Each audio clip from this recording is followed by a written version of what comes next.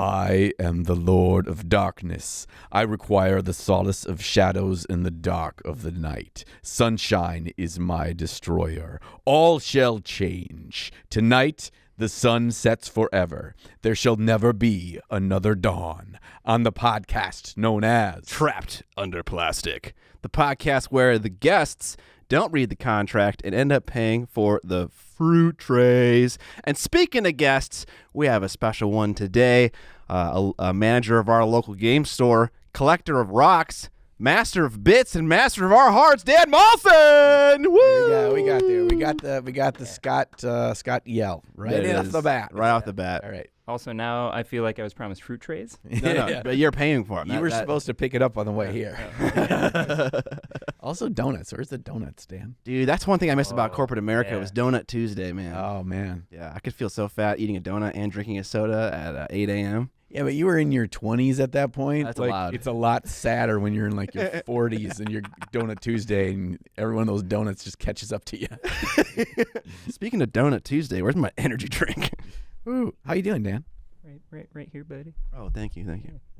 I'm doing good. Speaking of desserts, we have a regular at the store that works at Crumble Cookie, and every once in a while on Wednesdays, because they're a comic subscriber, they'll have like batches that just get like messed up. Like one the other week was like mint chocolate chip cookies that were the wrong color chips.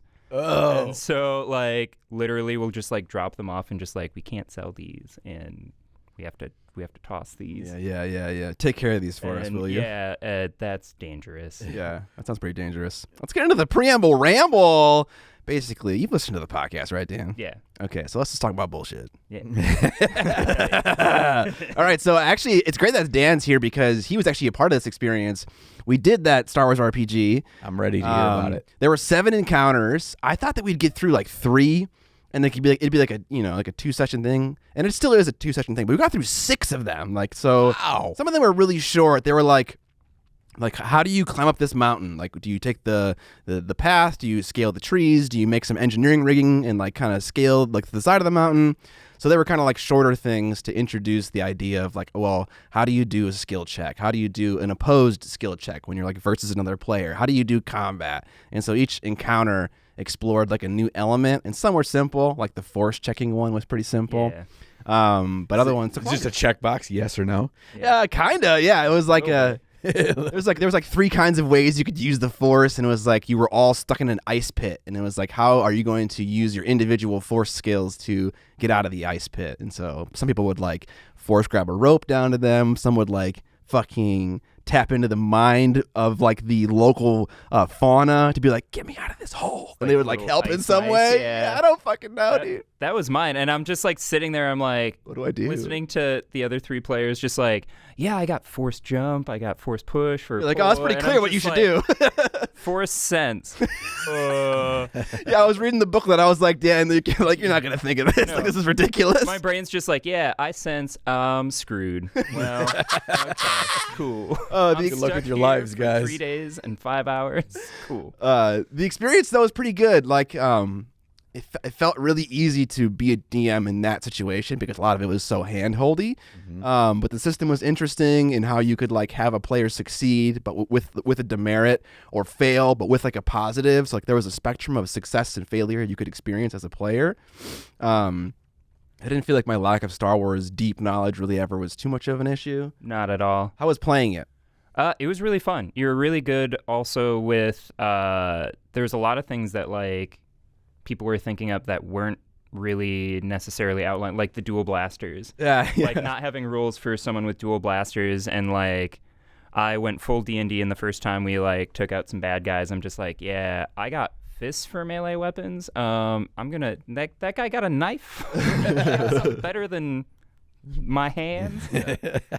And one of the players took a blaster pistol off of one of them, so was like trying to figure out like, can you dual wield in this game? And like the structure of that game with like that starter box didn't have that, but Scott was like, okay, yeah, you can dual wield, but like here's kind of some detriments to the fact that you're trying to use 2 pistols in one action, and like it worked really well. Like it wasn't just like, oh yeah, no, you're going guns blazing, no detriments, you're going ham, it's full Rambo. Gotta be It was some just issues, like, yeah, right?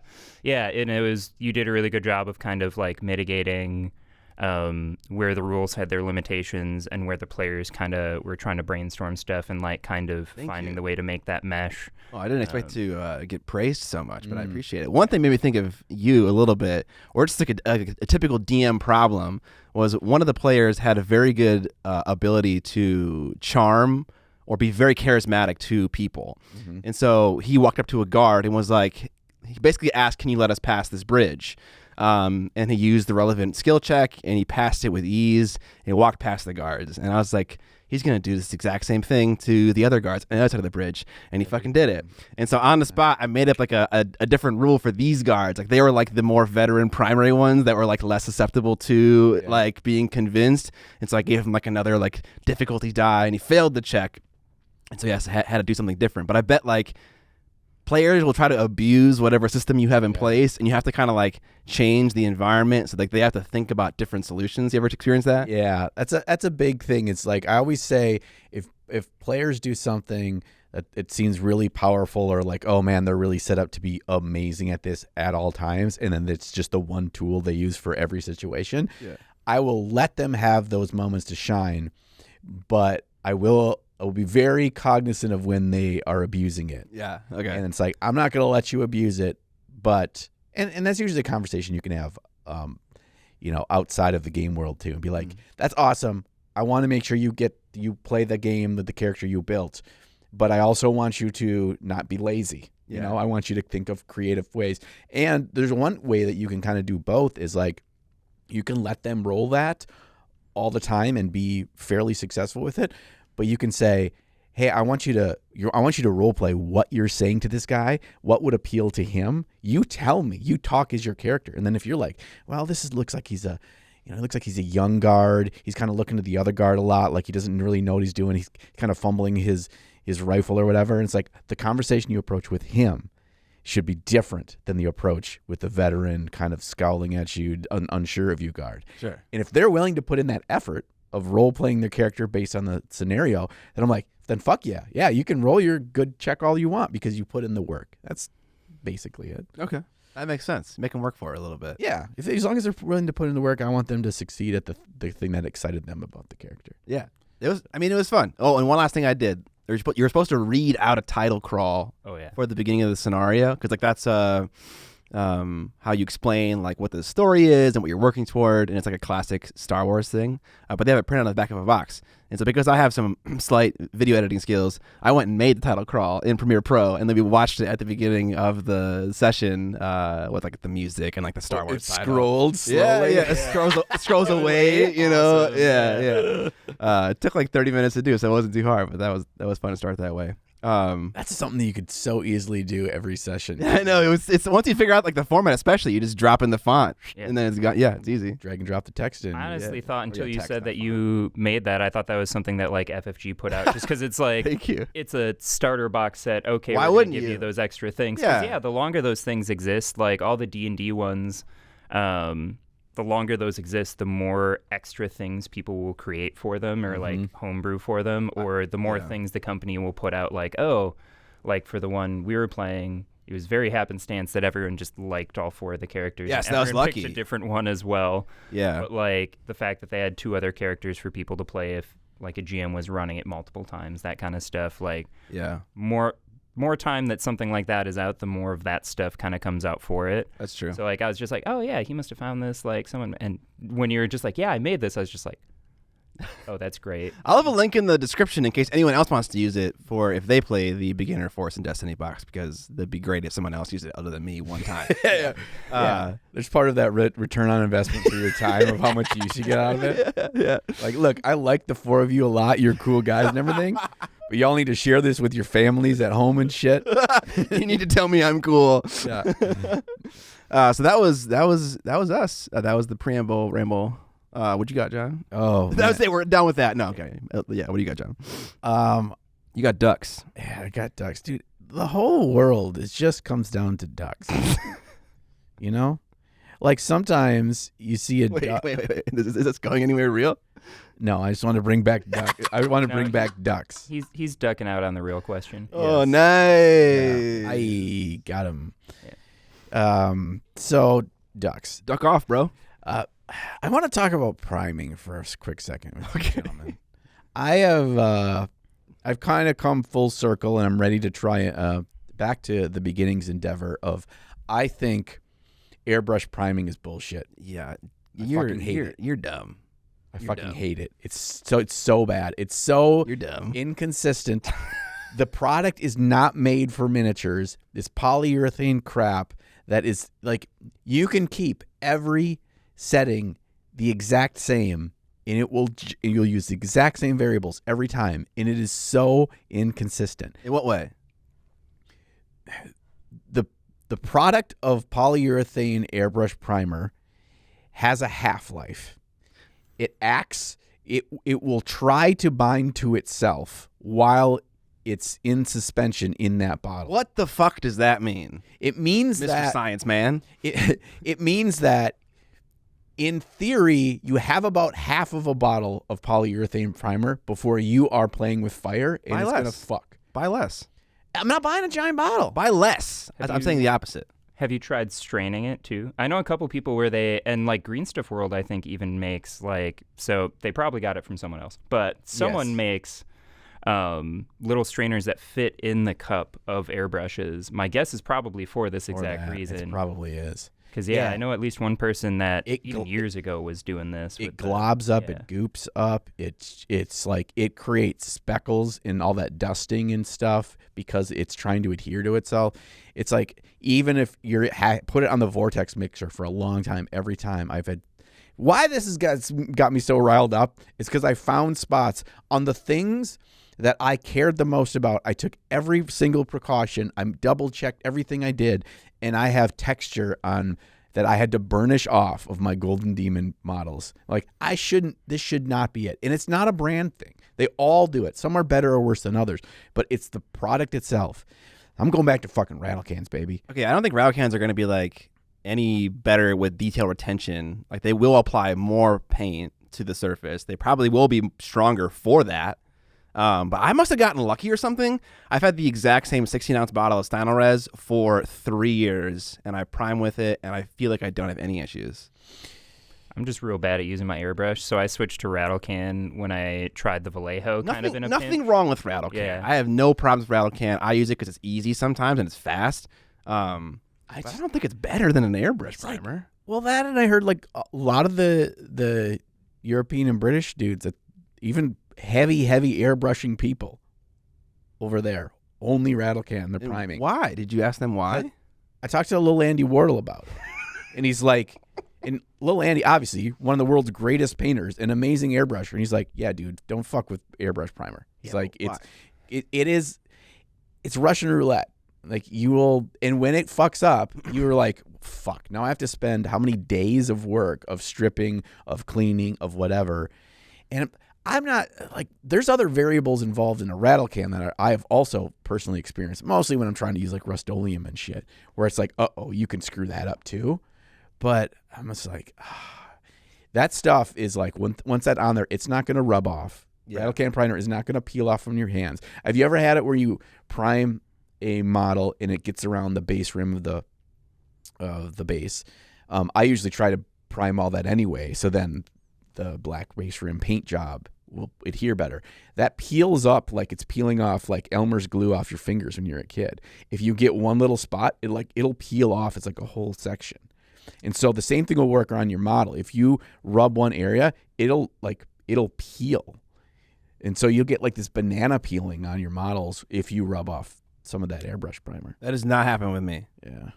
Mine like it like I'll hit corners sometimes and like the gray will expose, but it very clearly tapers to the actual level of the primer. Like there's no like lip that I can like raise up and get a tool under or anything. I don't know. It also reminds me back in the day when I first started painting, and for some reason this really stuck with me. It was one of the early painting Buddha videos. I think it was the Corn Lord where he's got the doggy, where Ben Commons is painting it. And at the beginning of the video, he's showing it, and he rattle can primed it. Apparently, He did all of them smart that people. way. And you could see gray, and even then it was like 480p, maybe 720 video. Like you could see gray on it, and he addressed it. He's like, the point is not that you get every single tiny little dot in detail. You're just trying to create a surface to adhere to, and if you don't get everything 100% covered, that's not the point of primer. Yeah. And I'm just like, I gotta remind myself of that, because we like to prime things in the pure glossy black or pure matte black, and it's just like, it looks so good already before. And it goes back to my dumbass brain thinking that every step of a paint job, when I finish that step, it needs to look good for the final product to look good, and that's not how painting works. But you just need that tooth to grip onto, right? Yeah, that's all you're doing. So I will report back. I got some Army Painters primer coming, and then I wanted to find just some regular ass Chaos Black. I actually worked with a company. I want to shout them out because the owner is just a really fucking nice dude. Because I'd heard really good things about them, and they going to send me. They make a bunch of different really nice primers, and shit. I can't see if I can find him. You know, the GW primer, I had my last bad experience with primer was I got some of those Sector Imperialis bases, and since I use contrast and like contrast like stuff, I was going to do a base of each contrast color and make like a little display for customers to look at. And I went to use the Gray Seer primer, and just spraying it smelled really like oily mechanical. And like, I don't know if I just got like a bad can, but it smelled terrible, smelled awful. And then there is like probably a good like 20% of the bases that had like weird like crackling. Yeah, And there's a it's whole like, other chemical thing. really Yeah, you gotta shake the bad, shit out of those. Yeah. Color I've Forge. never had them smell weird. Yeah, it smelled real funky. Yeah. It's not good. Color Forge is the name of the company. Okay. They're a UK company, and the guys were really nice. Emailed me back, and their website's really impressive. And I heard that they're really good primers. And he's like, yep, I'll send you over a wide variety. You can try them all out. You know, that's cool. And he's like, just give me your address stuff. He's like, oh shoot, you're in the USA. Because it's Rattle Cans, and they're in the UK, and they don't have a distributor for the North America yet. And he's like, oh, dude. He's like, and he was really apologetic. He felt bad. I'm like, man, don't feel bad. Like, I feel you. Don't stress out. I'm like, he's like, we're in the process. We're trying to set it up. I'm like, you let me know as soon as you do. But shipping flammable stuff like that is weird. Yeah. So it's like, I don't know how some of the companies, do it. They must have to do it in bulk and then go through distribution here, like Army Painter and GW. To do that. But like when they came out with a new spray, like when Contrast 2.0 came out, I think that's when it was, they came out with a new version of the Corax white rattle can spray, just the regular white. And they're like, it's new, it's better, it's whatever. And I got a can of that when I was over there and tried it there, and it was so freaking good. Yeah. It's so smooth now, and it was so easy to apply, and I felt like they got the nice big fat caps on them now.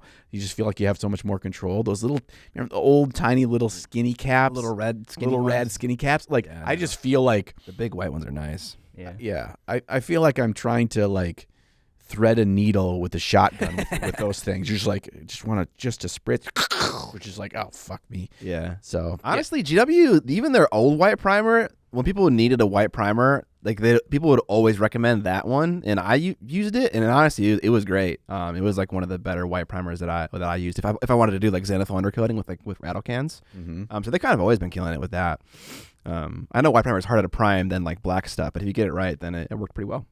Have you used Vallejo yet at all? Their rattle can? That's all I pretty much use now. I haven't, but if we go to the source today, if you have a can of black of that, I'm going to buy it. Because I know like Squidmar and Lucas, they use that and they really speak highly of it. Their new Vallejo primer in the can.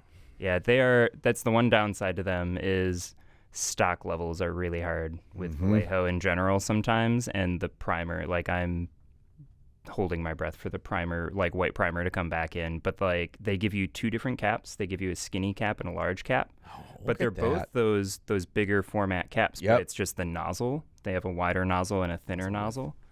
But their stuff dries with like it's not quite like a satin finish, but almost. So like for me doing mostly contrast, I'll do like a gray all over and then a white top down, because I don't go all the way to black and just super, super easy, super smooth. And honestly, I've had better luck with that not getting funky for like blending together than I did with airbrushing.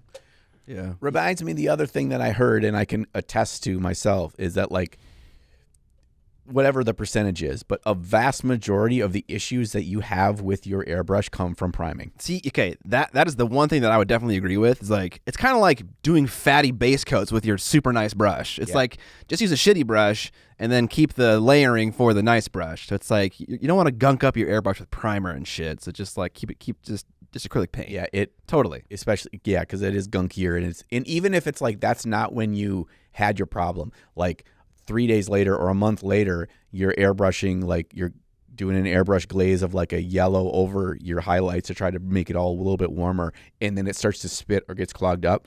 The reason that happened was a month ago when you primed with it. Yeah. This is when you're seeing it. But it's just, I find, like I have my brushes, my Harder and Steenbecks that I don't prime with. Yeah. I've never had so much as an inkling of an issue with any of those brushes, and I'm like, gosh, man, are these just like so much better than Iwata, my HPCS? And I'm like, no, I just prime with that one. That's why I have more issues with it. Yeah. Same thing. I use my Evolution for priming and my HPBS for all the acrylic detail work now because I've had a lot of airbrushing issues. I'm trying to figure them out, and I want to talk about that actually in the what we learned, not what we learned. The after party segment, we're talking about what we experimented with. I think I've kind of discovered something about the airbrush, and I'm excited to tell you about. Oh man, Kind of. I don't know. That's a good spoiler. More testing required. That's a good spoiler for those of you that want to support the podcast and join us over on Patreon. There's a link down in the show notes, the video description of our Patreon, and one of the big benefits you get in addition to making sure that we can pay the high retention fees of guests like Dan and the fruit trays he requires. And many fruit trays. Dragon fruits, Dude, you give me a kiwis. fruit tray, I will destroy it. I'll go anywhere. You do get some nice perks, the main one being an extended version of the podcast, which is about 30 to 45 minutes of extra content every single podcast, available only to our patrons, both in video and audio format. And whichever way you like to consume the Trapped Under Plastic podcast, you can do that at your leisure. There's a lot more nudity and swearing. It's more of an NC-17. We take our shirts off right when it starts. Yeah. Trapped Under Plastic After Dark. All right. I got my second game of Necromunda in. Also, Dan is involved in this. He's the perfect guest. I was against House Escher, and good old Jetty D fucking slew some more people. He still can't be killed? He's a problem, bro. We need to make like a wanted poster. Once you finish painting that model fully, one of us is just going to sneak a photo in one of the games and then just put a wanted poster in. It's just going to be a bounty. Just everyone's going to ante up credits, and it's just going to be a bounty for your That would be leader. an awesome sub game. No, I don't like this idea. Betting with your in-game currency. Oh, that's Ooh, fucking sick. yeah. Actually, that's sick. But he clapped Death Maiden. He also destroyed the leader of Dano's gang and a third person. I actually used one of my guys as bait, and he took the bait with his Death Maiden, and he ran up and killed that one guy, and then I came out and just severed him to death. Because he has this rule where in Necromunda, whenever you go down to 0 wounds, you have to make an injury roll. You might get a flesh wound, which is not that bad. It reduces your toughness by 1. You might get a serious injury, so you're on your back, or you might be out of the game. But out of the game is like the 1 in 6 chance. So It's actually kind of hard to fully kill someone. You can really incapacitate them. But Jetty D has this rule where whenever he reduces a character to 0, they just die. Oh, shit. It's called Sever because he has a great sword. And so he's just killing everybody. And I feel so bad. But he's a ninja, man. He smoke grenades and he runs in to kill someone. At least they're not like dead. No. But they go to the they're out of doctor the game immediately. You roll on the injury chart. Yeah. Which could be dead. Could be dead. Yikes. Oh, so he's like, he actually can insta-kill. Like, the goons, he can insta-kill the goons, but like the leaders, all of them have 2 healths. The big brutes probably have like 3 or 4. Well, we haven't seen any brutes yet, really. Not yet. Yeah. Evan had me order him the one Forge World model that's like the big mech suit exo driller or whatever it's called for his squats, and I'm like, oh god. Yeah, but Jetty's a fucking problem, and I love it. He actually accumulated so much experience that I could buy a secondary skill from my tree. which is like 12 experience. Oh, Jesus. Because when you kill a leader, it's 3 just for that. Yeah. And so I got Nerves of Steel. So now whenever I get shot at, whenever you get hit, like when you roll the hit and you get shot with a ranged weapon, not if it even wounds, you get pinned in the game. And so when I get shot at with Jetty D, I have Nerves of Steel, so I can make a cool check, and then I might not get pinned. And he has pretty good cool. So what does pinned mean? means you lay down. You have to spend a whole action standing up. Getting back up. And charging is 2 actions, so you'll never be able to stand up and charge, which is his thing. He needs to be able to charge. He needs to get in there. So if I can pass my cool check, then I don't get pinned, and then I can just fucking... Bro, he's totally just the action hero. He's a Just tank, dude. He's a the tank. bullets are flying, and he's the one guy that's just standing there still walking, like not jumping for cover. He's got a fucking sword in the 41st millennia, dude. I love it. It doesn't make any sense. Anyways, I'm loving Necromunda. It's Gundam. Probably because I'm winning, obviously. That's why I'm loving it. It's just Gundam. You have all the technology to make these world-shattering robots, and what do you arm them with? A giant fucking sword. Like, what are you doing? What are you doing? Dude, But laser swords, bro. dude, laser cannon from a mile and a half away and just shoots and kills your Gundam as he falls. He's like, but I had a sword! What the fuck? Where's the honor? Yeah.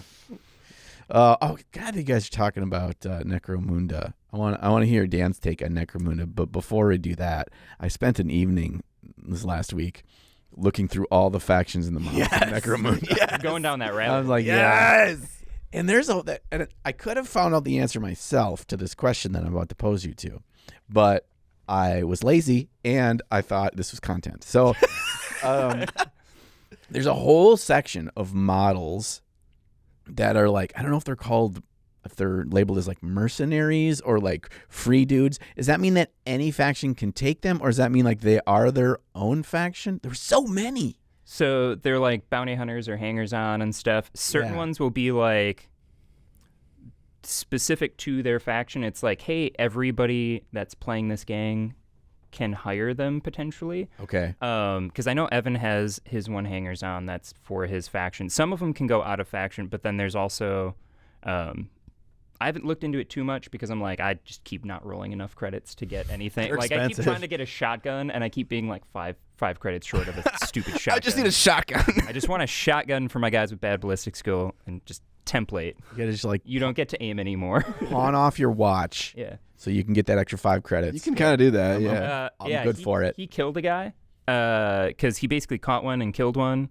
And I ransomed. I literally sold all the guy's gear, and I was still like 10 credits shy. Oh. John, we were using a house rule where you can sell for half credit Okay. people's gear and stuff like that, and it was like 10 shy. No. But yeah, all those bounty hunters, a lot of them are just like any faction. Some will have limitations like your gang has to be law-abiding or your gang has to not be. Like, I think you Outlaw. have, like, what is it, like the road preacher or something Hive like that. preacher, yeah. Yeah. So there are there's some hangers-on yeah. that are like cheaper for you to hire and more expensive for other houses to hire. So there's the whole spectrum. Ones that are unique to your faction, ones that are available to everyone for the same cost, and everything in between. I Yeah. think Okay. they're cool though. The models are fucking awesome. I know there's so many there that I just realized that like I'm just a sucker for like one-offs, things that look slightly different than, you know, because a lot of the gangs, there are a lot of same, and so I'm like, okay, I got to put on a Really? You think they're the same? yeah. No, they don't look similar to each other. Oh, the ones within. Yeah, within they Mm. often look, you know, too same. Sure.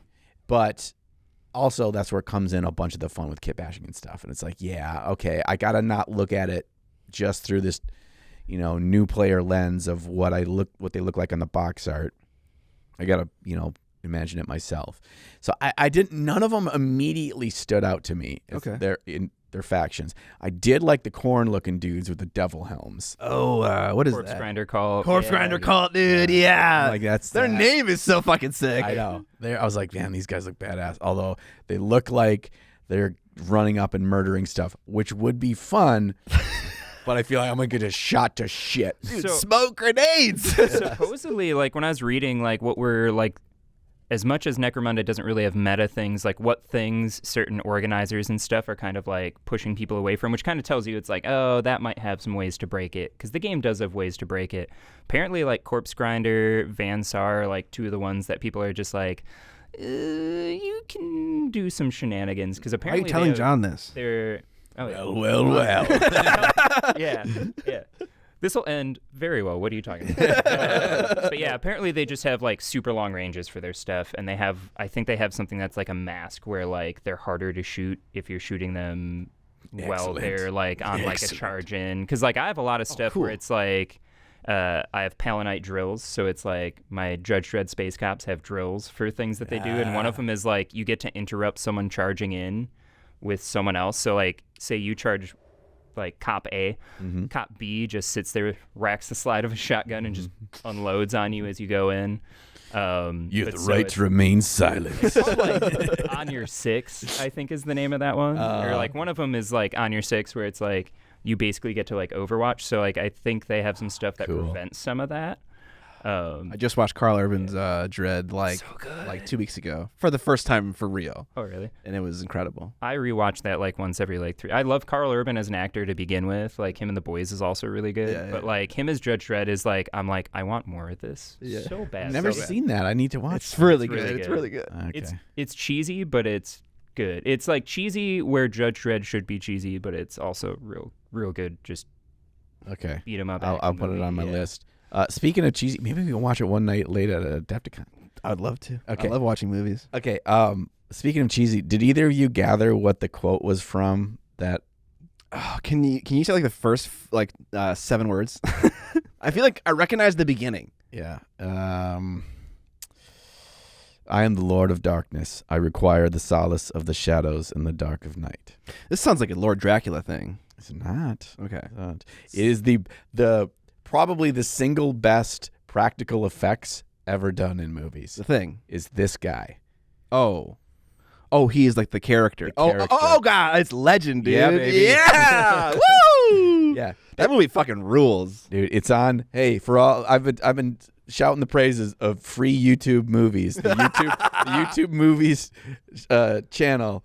You go under the free with ads section. And they bring out new movies like every week, and Legend was on this week, so I'm sitting there painting, and I'm like, oh, I get to watch Legend. Yes, that's dangerous for me to know. So I've never actually seen that movie. I've seen so much stuff around it. I've seen so much of the pop culture stuff. So like I know a bunch of stuff that it's about, but like you need seen it, and now I need to watch it. It's a visual trip too. Yeah. It is crazy. It's so good. It will. I know you will love it, Dan, because it is the kinds of things that you enjoy. So you just sit down and watch young Tom Cruise before he went batshit crazy, and Tim Curry as Lord of Darkness. And wait, what's this? It's just Darkness? Yeah, Darkness is Satan. Yeah. Also, the one girl who's in it is the same girl from Ferris Bueller's Day Off. She's Sloane, whatever her name is. Yeah. I can't remember the actress's name. I can't either. If you want to watch it with me, I would love to watch it with you. Yeah, hell yeah. We just got a coworker just brought in. He has a bunch of statues, and he collects a lot of statues. And he brought in Tim Curry's character as this big statue. Partially, the only reason he wants to get rid of it is just the fact that the chair is so huge. Oh, you have it at the store right now? Yeah. I have to go look at that later. Yeah. I'll be a bad influence. It's fine. I got some shelf space now. Yeah. Put up LED lights above all my cabinets, and I need some cool things to be shining from that funky lights. Hell yeah, dude. Okay, yeah, so we got there. I did have a question with both of you about spider porn. Are you guys still playing spider porn? We have not played any more spider porn, but new things have come out that are exciting that I want to try out. But the problem with AMG, and this is actually the reason why I made that comment about GW in our Facebook chat yesterday, AMG will tease a character, and then 2 months later, the rules for the character will come out. And then 3 months later, the model will come out. And it's just like the fucking runway for that company to get a product out is so goddamn long. But it's like, you can't blame them. Like, I can't imagine how difficult it is to manage that. MCP, Star Wars Legion, Star Wars Armada with like their team of like, what, 20 people max? Jeez. Right? Like, they have so many properties they have to work on, and it feels like they're, fucking Bilbo in Fellowship of the Ring. You know what I'm saying? Yeah. Bread, bro. Yeah. And butter. It's an issue. Like, I don't know. This is outside looking in. I'm totally guessing, but it's annoying. How long into that response, Dan, did you understand what spider porn was referring to? It took me a moment. It was when he said like AMG, and I'm like, oh, Shatterpoint. Okay, we got there. Yeah, because in the last episode, he just had SP down. He's talking about SP. I was like, what's SP? What, SP? SP, what's that, spider porn? Yeah. Okay, so that's the joke. So every time you say that, it's not, the name of the game isn't called Shatterpoint anymore. Not no more. John's doing a John thing. Yeah. So Ghost Boat. so now you have to Ghost Boat. Ghost Goddamn. Boat 2.0. check out your go get your copy of Ghost Boat wherever Ghost Boats are sold. It's you play as little spiders, a variety of spiders really, in precarious situations and revealing clothing. Yeah. We're getting the SP lore. Yeah, this is the true lore of that game. Yes. So, if you want to make your droids all into spiders from now on, Dan, Yeah. I'm just saying it's an Spider option. droids. It sounds like Necrons. Yeah. Mm-hmm. I'm just imagining the scene with Grievous when he crawls on all Yes. fours. He runs away from Obi-Wan. Hey, gets into yeah, the- that's a Star Wars thing. Yeah, that works, right? It works, yeah. It's in the lore. I'm just Yeah. You have wet palettes in here as well? Oh yeah. I've been working with Game Envy. Let me show you this. I was gonna say that launched, right? Yeah. This is a prototype, and the actual color is a deep crimson. I had to pick off of the whatever official color palette stuff. I did some color tests, and this was just the one he sent me that they had on file to check with the logo and everything. But yeah, I have a wet palette partnered with Game Envy. It's the wet palette that, since I started using it about a year ago, is just my favorite wet palette in the world. I know Vincey uses it. I think Scott uses one. I don't know if you've got one, Dan. I've been waiting so Britt got one at Adepticon last year, and I keep being lazy and waiting because I technically own a couple of wet palettes that I don't use like a heathen, but I love the little drywall palette at the top there too. Yeah, you can get all that stuff in one fell swoop and put all your brushes in and all that kind of stuff. Yeah, so really cool to work with them. It's nice. It's a small company working with Kit, the owner, and just kind of having fun together, and it's nice to support a small U.S.-based company in a product that I use all the damn time and really enjoy. So I'm like, hey, yeah, let's work together and let's do this. So there's a Kickstarter out right now. If you just search Exemplar Wet Palette, you'll find it, and then you can support them, and I get a little bit of a kickback too, which is, you support just John, not Scott. Yeah. I'm really excited for the lamps that they have, those lucent lamps or whatever, where it's the two arms. Did you I got one of those. I got one of those. And actually at Nova, I got to try it out, and that's where he's like, "Oh yeah, I'll get you one." And I used mine in my airbrush station now, because I have my little airbrush section off to the side, and it's two separate lights, and you can kind of angle them and have them push down right over my airbrush area. Super slick, but yeah, I painted under them for regular painting too, and it's just great. So that's it. That's all the shilling I got for today. I use a Masterson palette at the office, and at home I use a plastic plate. Yeah, I was gonna say I have a Masterson palette that I got from a coworker when he stopped painting, and he also had an army painter one that's this big. Yeah, the teeny tiny ones. I remember those. I have and keep sitting there and keep using it as a storage box instead of actually using it as a wet palette. You just keep rocks in there. Yeah. I used Kit's wet palette one time at home, and then I didn't paint a lot back in the day, and so I forgot about it, and then the sponges grew black mold. And now I'm just scared to use it. I don't know what safety precautions I need to take to make it safe for me to lick my brush. I didn't use theirs back when they had their old sponges. They came out with, just in the last year, I think, their brand new sponges, which is a dual sponge. It's got the standard top half of it's gray, the bottom half of it is that black, more porous sponge. It's kind of in the clamshells. Yeah. And so you put that side down, and that brings more of the moisture in. And then it acts like it fills up the top part of the sponge. Oh, interesting. And I have not sponge tech. Yeah. And so that's part of the reason why I like that better is over a long painting session, especially if you have all your heavy lights on there, the center of your palette can kind of end up being an island, even if you're squeezing in more water from the sides as you paint. Theirs seems to hold it more consistently and not get dried out and get that peeling. So once that peeling starts on your paper on a corner, you're fucked. Yeah, you can stem the bleeding a little bit. You can stop it, but you can't you're not going into surgery there. Yeah. Actually, you're just putting a Band-Aid on that. Dude, okay, it's interesting you mentioned this thing about sponges and being able to transfer liquid faster. I feel like whenever I use a palette where it's a plastic plate and you're using paper towel as the sponge. Yep. I always feel like whenever I do that, my paint gets so watery so fast. Yeah. Too much. It's letting too much It's so interesting. I really want to know what the science of what's going on there, because it's definitely different when I use like the Swedish sponge that you see in matches and palettes and probably out with most things. So that's interesting. I'm gonna look into that. Yeah, it's definitely a thing. Sometimes you can use that to your advantage. I actually think that old Army Painter one that you have, Dan, did that for me too. And I'm like, okay, this is the palette I should use if I'm just gonna do a bunch of like glazing and shit. It's like you don't have to add any water, and it's like, oh, this is a perfect heavy glaze consistency no matter what kind of paint I put on it. Interesting. But if you wanted to do layers at that, fuck that. That's gonna be tough. Let's get into what we painted. Dan, why don't you get us started here? What have you been working on lately in the hobby? Why I asked you about if you have extra magnets is I just magnetized like all my city's army. Nice. There was so many models. Yeah, I mean, yes, a lot of bodies. So like the last 2 nights have been finishing up magnetizing all of that, Okay. and then primed all my Ewoks, the little tiny teddy bears, murder teddy bears. Dude, they do not like spiders. They're the spider hunters. Yeah, exactly. I used a bunch of the basing bits from John and had fun just being super creative, building up those bases, and had fun with that, and then just intermixing all of that, like magnetizing, assembly, priming, and then my Necromunda Warband in addition. Yeah, you painted one of your cops, right? So I've just been doing them all in assembly line stages. So it'll be like, okay, I'm doing like all the browns today, so all the leathers, just like blocking in the base colors. Okay.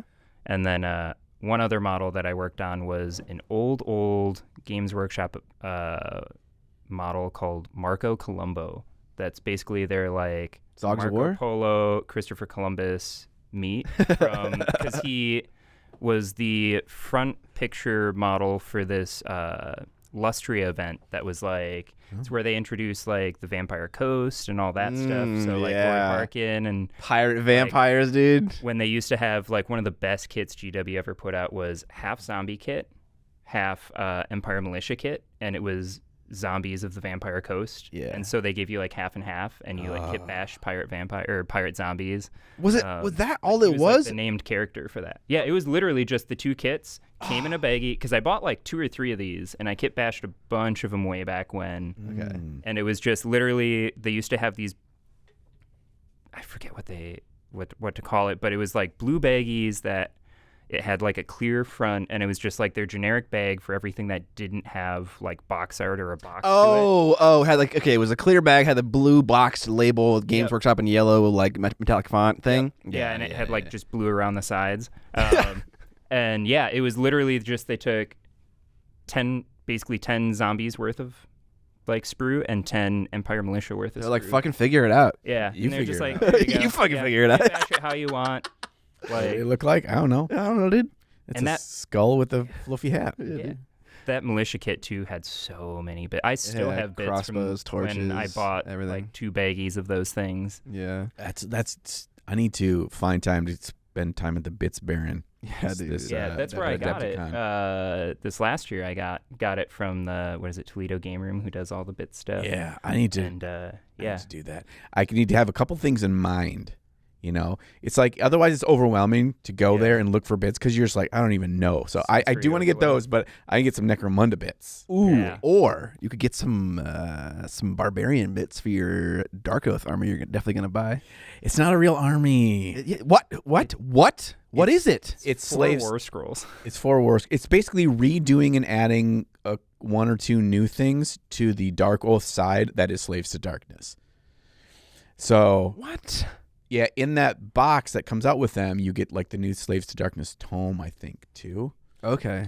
So it's So sad. Updated or it's something. like Iron Jaws, where literally it's like a 30-page book, 40-page book, and it just adds those 4 War Scrolls, just a crap ton of lore. But it's basically just like, hey, you have your Slaves to Darkness book. You now have to bring this with. I'm still down. For these 4 these 4 War Scrolls. That was the one thing that shocked me is it's like, 4 new War Scrolls, and I'm like, oh, that's only 4 things. Yeah. What is this? Flesh Eater Quartz? Yeah.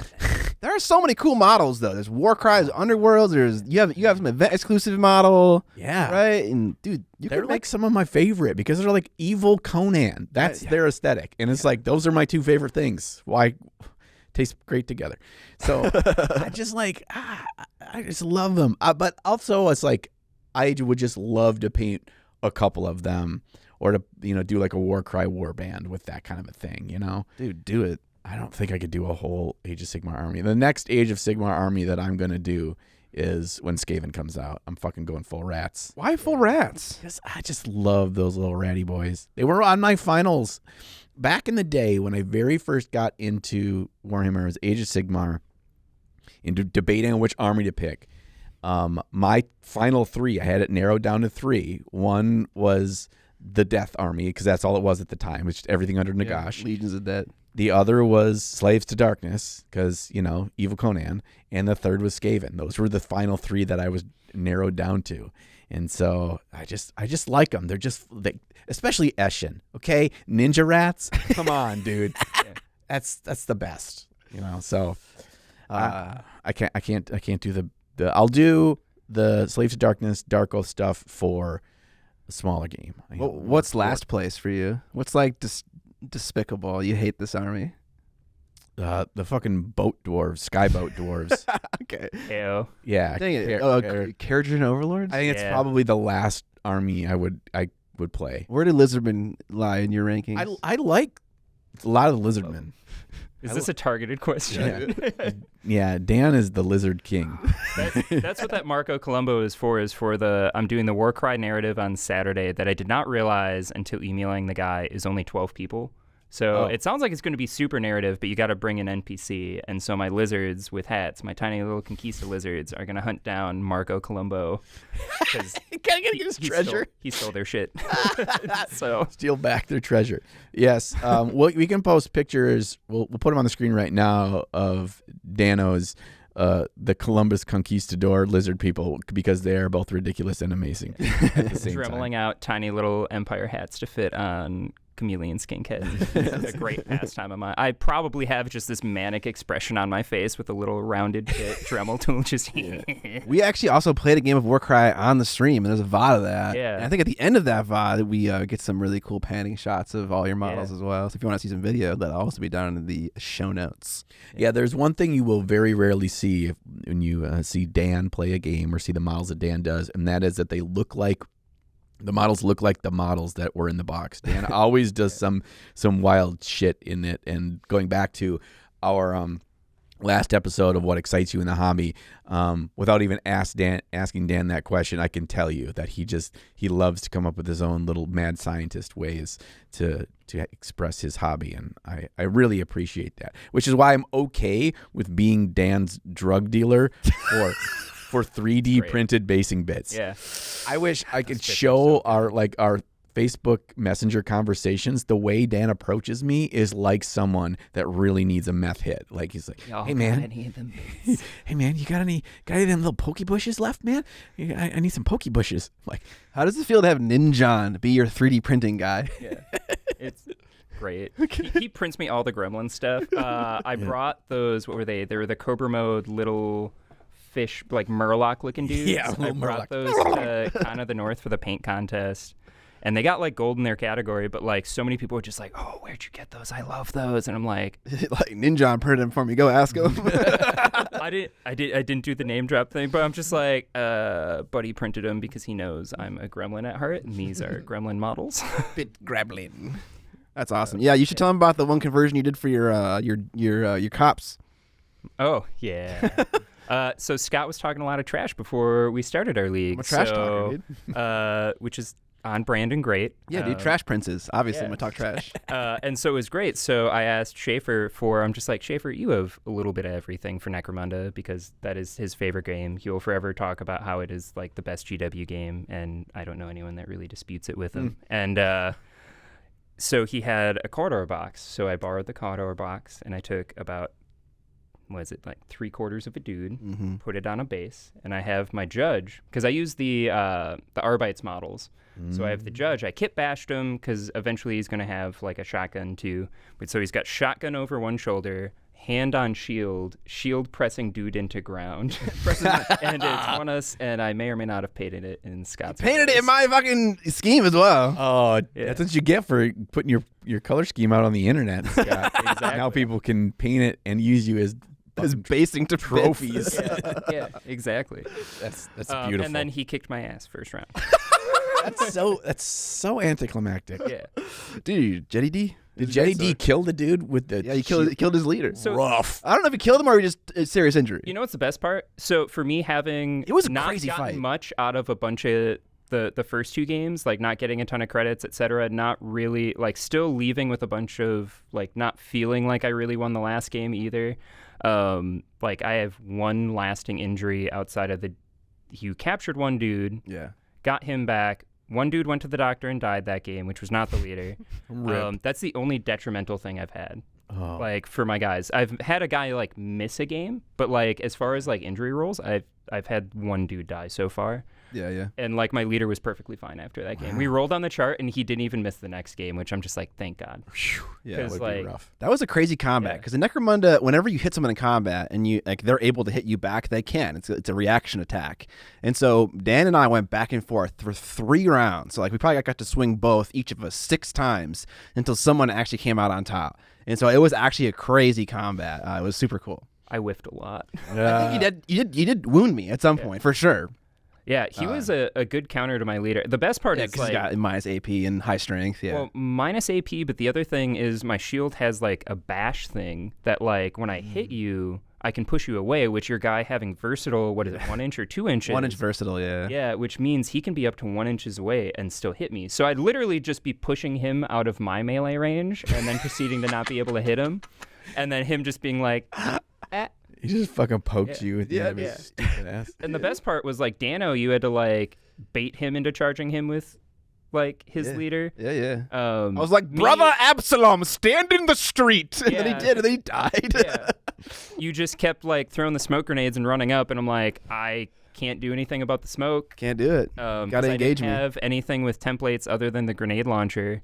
So like I couldn't really do anything into the smoke, and I'm like, screw it, things need to happen. I charged my leader in, and then he just whiffed. And then his Oh, guy no. just like took off the first wound that first combat. And then we went back and forth for like 3 combats before he took off that second wound. And I hit your guy and took a wound off once. Yeah, definitely. Oh boy. All right. Well, anyways, talking about what we painted. Yeah. I think this turned into why everyone that listens to the podcast needs to play Necromunda. Yes. What'd you paint, John? Oh, I brought some stuff with here. Bringing some stuff. John brought some golden demon stuff with. He is still deep in the trenches. Well, maybe not so deep anymore. He's starting to dig his way out of golden demon painting. And so he brought his base. Yeah, I crawled out. I did the math the other day. I did 11 straight days of painting at least 10 hours a day. You are a master of moving that mic and staying with it with your shoulder. All right. So the little man there with the big axe, well, he's a big man with a big axe. He is the 5th and final model for the unit, my Cities of Sigmar unit. And then there's the base that they will all go on eventually. Yo, I love that Arch Knight model. It's one of my favorite models in that. I did some switching with him. So first of all, I cut off the giant things on his shoulders, and that's not the helmet that he comes with. So I have his bare head under there. That's one of the helmets of the City as a Sigmar standard cavalry. Ooh. And I drilled out the inside of it and had it open so you could still see his face. And so his helmet was up. And so I wanted to still show that big glorious ginger beard. Yeah, he's got big bushy beard. Yeah, big just bushy like beard. Sitting on top of the, I always forget what that armor piece is called. But that armor piece that sits right there. Like the coif? No, it's a word. I don't remember. But yes. the metal part? Yeah. Yeah, the cuirass. Cuirass. Yeah. Okay. So I think a coif is like the fabric garment version of it, essentially. Yeah. Okay. So I did those. And so with him being painted, I now officially have everything has paint on it in a level where if Golden Demon was tomorrow, I could glue them all on the base tonight and enter it tomorrow. So to the point where I got to put all the dudes on it with blue tack them all down in their places and figure out what tweaks I need to make. Such an adult, dude. I was like, I got in this weird groove by like day 2 or 3 of spending so much time every day where like it became my routine and I felt like I just need to always be painting. And that was like, I needed to just ride that wave because I felt like when I got off that wave, I'm going to lose all steam and I'm just going to be ready for Adepticon. So, dude. ABP. So, which is kind of where I'm at right now. I'm nervous. Yesterday was my 11th day of painting nonstop. And so, what's the story on the chainmail in his right pit? It's painted like the fabric across his chest, but I believe it's chainmail. Yeah, I thought it was fabric. I mean, it could be whatever you want it to be, but like I think wouldn't it probably be chainmail? Probably, yeah, it probably would. But I was like, I'd rather have a color that ties into the burgundy and red and stuff. That's totally fine. I didn't know if it was like a thing that you base coated and then forgot about because it's so small. Yeah, but if that's your choice, totally cool. I'm gonna look at it again too and see if it fits because I painted his arms separately and his head separately. This is just about the only sub assemblies I did, and so his arms with the axe were a separate thing. And so where it connected was right at that part. So you could see it. It felt like a lot more obvious because it was a separate piece. Okay. And so it felt like, this is like a fluff or a coat or something underneath that's coming out. Sure, yeah. And I was like halfway through highlighting. I'm like, are these little rings? Fuck. If anyone asks, it could just be like padded gambison. Exactly. Yeah. It could be anything. Padded gambison. I didn't know. I didn't know if you just like base coated it and then didn't see it. But do you feel like Exhibit putting a plinth on your plinth? Yeah, bro. Yeah, this is my 93 Honda with a spoiler and 20-inch rims. I'm gonna plinth on my plinth. I didn't want to like. Well, once I got to a certain point with this, I'm like, I took all the tape and all the stuff off of it. I was like, okay, I need to not be manhandling this. I still am gonna have to go through and do another coat or two of Abaddon Black around that rim because somehow it says some little speckles. I don't know where the fuck they came from. Is that Abaddon Black? That's Abaddon Black. It looks so matte. It's airbrushed on like 5 coats. But yeah, I'm gonna thin it down and with a fat brush, I'm gonna go over it. Okay, cool. Before I was gonna ask. So you have him pinned here. And just looking at the base, are you planning on pinning the models to the base, or are you just gonna? Nah, we're just gonna raw dog it. I'm just gonna set them. I'm just gonna set them there. They're not gonna be. Pinning is too risky. You're just gonna set them there. Yeah. Pinning is risky. Yeah, you have that little bit of. You have this nice little window of when you just put a little tiny dot of super glue on their feet. You set them down about where they need to be, and then you kind of just fiddle them a little bit until they get right where they are. And if you pin, like you can't undo that. Like, yeah, you can't. You're stuck. You can rotate on that point, and that's it. Yeah, so he goes right here in this brown spot. I was going to say, I see, like, footprints, which is kind of great, too, because that also leads to that, like... Yeah, I know exactly where he should be. He has a little bit of mud coming out of his... Yeah, so I have the doggy in front, and then he'll be right here. Ninja guy's over here. Man with head in a box is here, and then, of course, our big high marshals on top. Got a head in a box. That's it. That's all I painted since our last episode. I just painted 60 hours in the last 5 days. Also, probably as many hours as was spent on both of these, an equal amount of hours was spent on finishing that horse, which I didn't bring today, but that horse took so much time. Like, I remember last episode talking about how much time and how I thought I still only had 30% of it left. That was probably another 30 to 40 hours. Yeah. It was just so much. So much stuff. So many details. One thing I said off camera was that I really liked how you went for a dark steel NMM. That's like something that I don't really know how to do that. The only kind of NMM steel I know how to do is like a kind of like a brighter silver or brighter plate. So that was cool that you did that. And then also the highlights he did on the base itself is done. Well, some of them at least are done with some kind of like a little bit of a light green. And so the brown turns into a yellow, turns into a green as it gets up to its highlights, which gives it a very like alive vegetation feeling. That was actually, so is a slightly blue base gray color, Mechanica standard gray. For the rocks or for everything? For the rocks. Okay. Is that, and that is just a hint of blue in that gray. And then building up from there. And then I glaze over my kind of universal warm highlight, which is Cassandora Yellow, which is a shade paint that I just thin and glaze with, which is like if you see a little bit of yellow and this blade there, and there's actually some over everything. When I put that on the highlights of the stone, that yellow melded a bit with that grayish blue, and then you get that fun little green that feels natural. What happens when sunlight hits something like that? Yeah. So That's really cool. Pretty happy. Well, we might have more Tufts going on once I get all the guys on. Dude, Tufts, baby. But the story of this is that there is, a recent attack in their city or their township or wherever, and these are buildings and like a bridge or walkway or something. It recently was destroyed. So I don't want there to be a ton of vegetation. That they're there to like push back the evil or to guard an area that was attacked. So it shouldn't feel like the wilderness. So I tried to have it be just little bits of that. So. This is like post Osgiliath gets retaken and Boromir's like hoisting the flag up and he was like, ah, and everyone's like, yeah, exactly. So the most you're going to see is like weeds in between the cobblestones, basically. And the stuff around the, I keep about to put this down and then I push the mic. You're like, wait, no, one more thing. That's right. Around the back, there's more vegetation around the base of the bridge because that bridge would have been an existing thing that would have had more vegetation around it. And it hadn't crumbled, so there's more back there. I like that. Yeah. I also really liked, you sent me the picture of the horse, just all the texturing for the leather, too, and the different types of leather having, like, different colorations really, really worked. It's so hard when you have so many, forget how many small details have, like, their colors are just some form of brown. So every leather strap, every saddlebag, every backpack, every...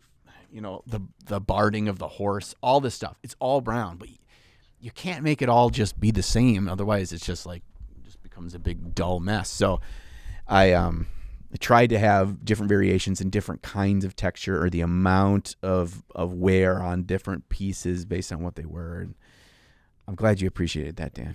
And like, it also brings a narrative to the sense of like, this dude's been around for a while. Mm-hmm. He's had to replace gear. He like might not get it from the same leather worker. Yeah. I try to do this middle ground with this unit where it's like I don't want their gear to be all beaten up and worn and whatever because they have a level of pride and honor in what they do and what they represent and representing their colors. So they don't let things get disheveled. However, I still want there to be a feel that these are not people that are just walking in their parade uniform that they haven't seen action. So trying to find that middle ground of like, look, he is someone that the other soldiers look up to, being the High Marshal, and that he holds himself to that high standard, but he is also a grizzled veteran. How do we portray that with paint? There's like a sense of use behind it. Yes. Okay, I see a bunch of... cultists over there. What'd you paint, Scott? Man. Green boys. So I did not paint as much as you did, but I'm back on that hobby video grind, and so every day of work for this week for me has been pretty much painting 8 hours a day, or more because I get here pretty early. Does it feel good? It feels so good. Oh my god! For some reason, I think it was like Tuesday or something. I was like, dude, I get to fucking kit bash and paint this Necromunda gang as a job, and I almost started weeping. I was just like, this is so cool, and like that's all I'm doing. And then when I'm done, I'm gonna write the script and I'm gonna shoot some sick B-roll. I asked John Schaefer to give me some Necromunda terrain, and I'm gonna like take some amazing like GW-esque fog rolling in, teal backlit like sunlit sky like shots. And it's gonna be so fucking sick. I cannot wait. And I love all that. I love all of it. I love the hobby aspect. I love the writing. I love the shooting, the videography. I love everything about it. So I can't wait. I'm so excited. But yeah, it's amazing. But I have several different groups of things to show you guys. Okay. The 3-man group on the side, on the right side, was already painted, but they had the wrong weapon. And so I chopped off like the front portion of the weapon and then kit bashed like what looks like a flamethrower for all 3 of them. That's the weapon they have, and I want them to have the right weapon. I did it with some bits that you gave me and some of my own bits. The one I'm most proud of is the one, this guy with the candle on his shoulder. Like, cause that long, thin, cylindrical gas tank that like I love that. I know, and like I used just some string bit that I had, or a string bit. I used some string that I had from like Joann's Fabric or something, and when you put super glue thin on it, it like just turns into plastic. Yeah, it petrifies. yeah. And so it just works. It's the right scale. It's almost the same as the ones around their neck and stuff. Oh, it's cool. I was gonna say it ties in super well. Yeah. So I felt good about that. I love the metal grates. Yeah. on there. That scale model mesh that I got from the scale model supply. It's like a super thin to scale, like chain link fence material. Oh, yeah, I need to get some of that. Yeah, it's super too, nice. yeah. It's super nice. It's also super nice to work with. It's like really easy to cut. And so I can cut super accurate, thin, like little rectangles to do that mesh thing with. Like the other stuff I had is like not easy to do that with. So it looks kind of like haggard and shitty when you cut it. God, that tank is so. It's a tiny little detail that when you say that you kind of kit bashed that into place to be there. I'm like, damn, that looks like that was a really fun design. It was innate to the sculpt. Like it looks. Oh, like, thank you. I would not have guessed that that's something you added. Thank you. Yeah, and like the cabling is aluminum wire, which if you guys don't have any aluminum wire, you got to get some. It's so easy to bend, and it looks like it's like the right scale for cabling. It's so nice. And then so that's the first thing I did. A little bit of weapon changes. The guy in the middle is who Jetty D used to be. I popped his head off and gave him 2 new weapons, a new sniper rifle and like the wrench mallet thing. I don't know. I fucking love it. Yeah. It's like a hand tool. Yeah. And he got nicknamed Sweet Beak. Beak so sweet he'll give you a cavity by John Schaefer. Wow. I had to repaint the skin because like I painted the skin with Monument Hobbies paints and it was like a real like olive Mediterranean skin tone. Mm-hmm. So I repainted his arm and it's like his back ankle. Any skin you can see like on his arm and his hand with like a kind of more of an olive palette. And then the other guys on the far right, those are just new, repainted at home or on a live stream and got finished in the last like week or week and a half or whatever. I love the checkered head thing. I was gonna say, I love that you're starting to add like the checkers in there. Yeah. I was at home and I couldn't prime or anything, so I don't have like a priming setup at home. And I was like, fuck it, dude. I'm just gonna paint this head with bare plastic, on sprue. And so that's just what I did. And it looks fucking fine. You never know. You never know. Right. And so you mentioned that thing about primer just needs to have a tooth. And so the first layer of black paint I put on his head was so shitty. Yeah. And then after that, totally normal painting. Yep. Because it just gives you that layer of adhesion and grip. Mm-hmm. Those are the new guys. These 2 guys are just whips of gangers. They'll be done today or tomorrow. Or sorry, today or Monday. They're not necessarily special. Are you going to do more? Because I really do like that checker pattern. Are you going to add that more around other parts of the models? Yeah. Because I really think that's a cool little way to add some differentiation while it still feels like it fits the scheme so well. I think so. I think I'm going to. I definitely stole that idea from the box art. They do checkers on the main leader guy. This guy on his like his what I don't know what's that called, the shoulder, like the little tiny shield. Oh, for jousting. Yeah. So they painted that with checkers on this guy, and I was like, oh, okay, I'm definitely gonna lift that. And the last cool thing I did for my Necromunda was the new Jetty D, who uses a Dreadblade Harrow greatsword for his big fucking greatsword now. So he doesn't have his axe anymore. This is the headsman model for Cawdor. And he also uses the whetstone grinding bit from the Underworld's kit. He's in Underworld's warband. I forget what it's called. Like the Headsman's Curse, I think. Oh, that sounds right. Yeah. And then he uses just some random ass Cawdor arm that I had to cut off and shave and sand a million times until like the angle of that whetstone matched the angle of the blade. I had to be like super careful about when I actually glued things in, so I didn't like commit to anything that like wasn't like undoable. So I did like, I pinned the hand into the guard and then the other part into the other side of the hand, tried to make sure it was straight, and then I glued the arm in, and then I like made sure that the hand came in at the right area. It's kind of unnatural because you wouldn't like you wouldn't sharpen your blade like that, right? Yeah. So it looks a little awkward, but I kind of, you had to work with the bit that you have. It's like very intimidating pose though. Yeah. It looks like, oh, he's just slowly grinding that, waiting for you to come closer. Yeah. It's gonna end badly for you. Yeah, but those are I'm painting all 3 of those at the same time. It's such a good open pose model. I know.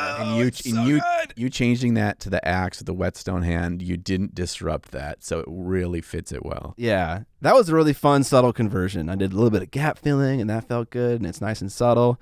Well done. Thank you. Yeah, felt good. And the guy who sculpted all this Cawdor stuff is Tom Hughes. Really? Yeah. And so I just want to give a shout out to him because he made a bunch of really cool bits that can be like mixed and matched really easily. And I think that's really cool because you can make a bunch of unique gangers without too much effort. Is that the flame weapon that comes in the upgrade, or is that another one, the guy in your left hand? This one is all them. I didn't make the that. one official one in your warband now. Yes, I have the one I have GW two. sculpted. If you buy the upgrade kit, you get 2 of them. So I have 2 here. But yeah, I had to kit batch the other 3 because I have 3 because I'm a bastard. Yeah, war crimes. It's a war crime stick. It really is. Other question: are you gonna do any like burnishing on the ends of the flame weapons and stuff? Like, Burnishing. like any of like the actual like how like when you have like a fire pit, how it'll blacken around the edges. Oh, like ashy stuff. Yeah. Yeah. I Kind kind of that metal discoloration Yeah. from all the heat from a gun barrel too. I feel that'd be a really cool thing. You ever feel like when you're getting close to the end of a paint job, you kind of want to just have it be done so you can look at it and be excited about it? Yeah. Yeah. I was kind of feeling that after like converting them and repainting them. I was like, okay, they're done. They look pretty now. But I think that would be cool if I did like to take some like dry like black pigment and like kind of powder it on the edge or something like that. I've done that. I did that in the big kit bash I did of the Creature Caster Plus War Dog model, the big Chaos War Dog that I did. I did that on one of his rail guns because I was at the same point. I'm like, I want to do something cool with this, but I don't want to spend a lot of time. And that just a black pigment powder works so well for that because it's so matte and it just looks like that bit of kind of corrosion and exhaust that settles there.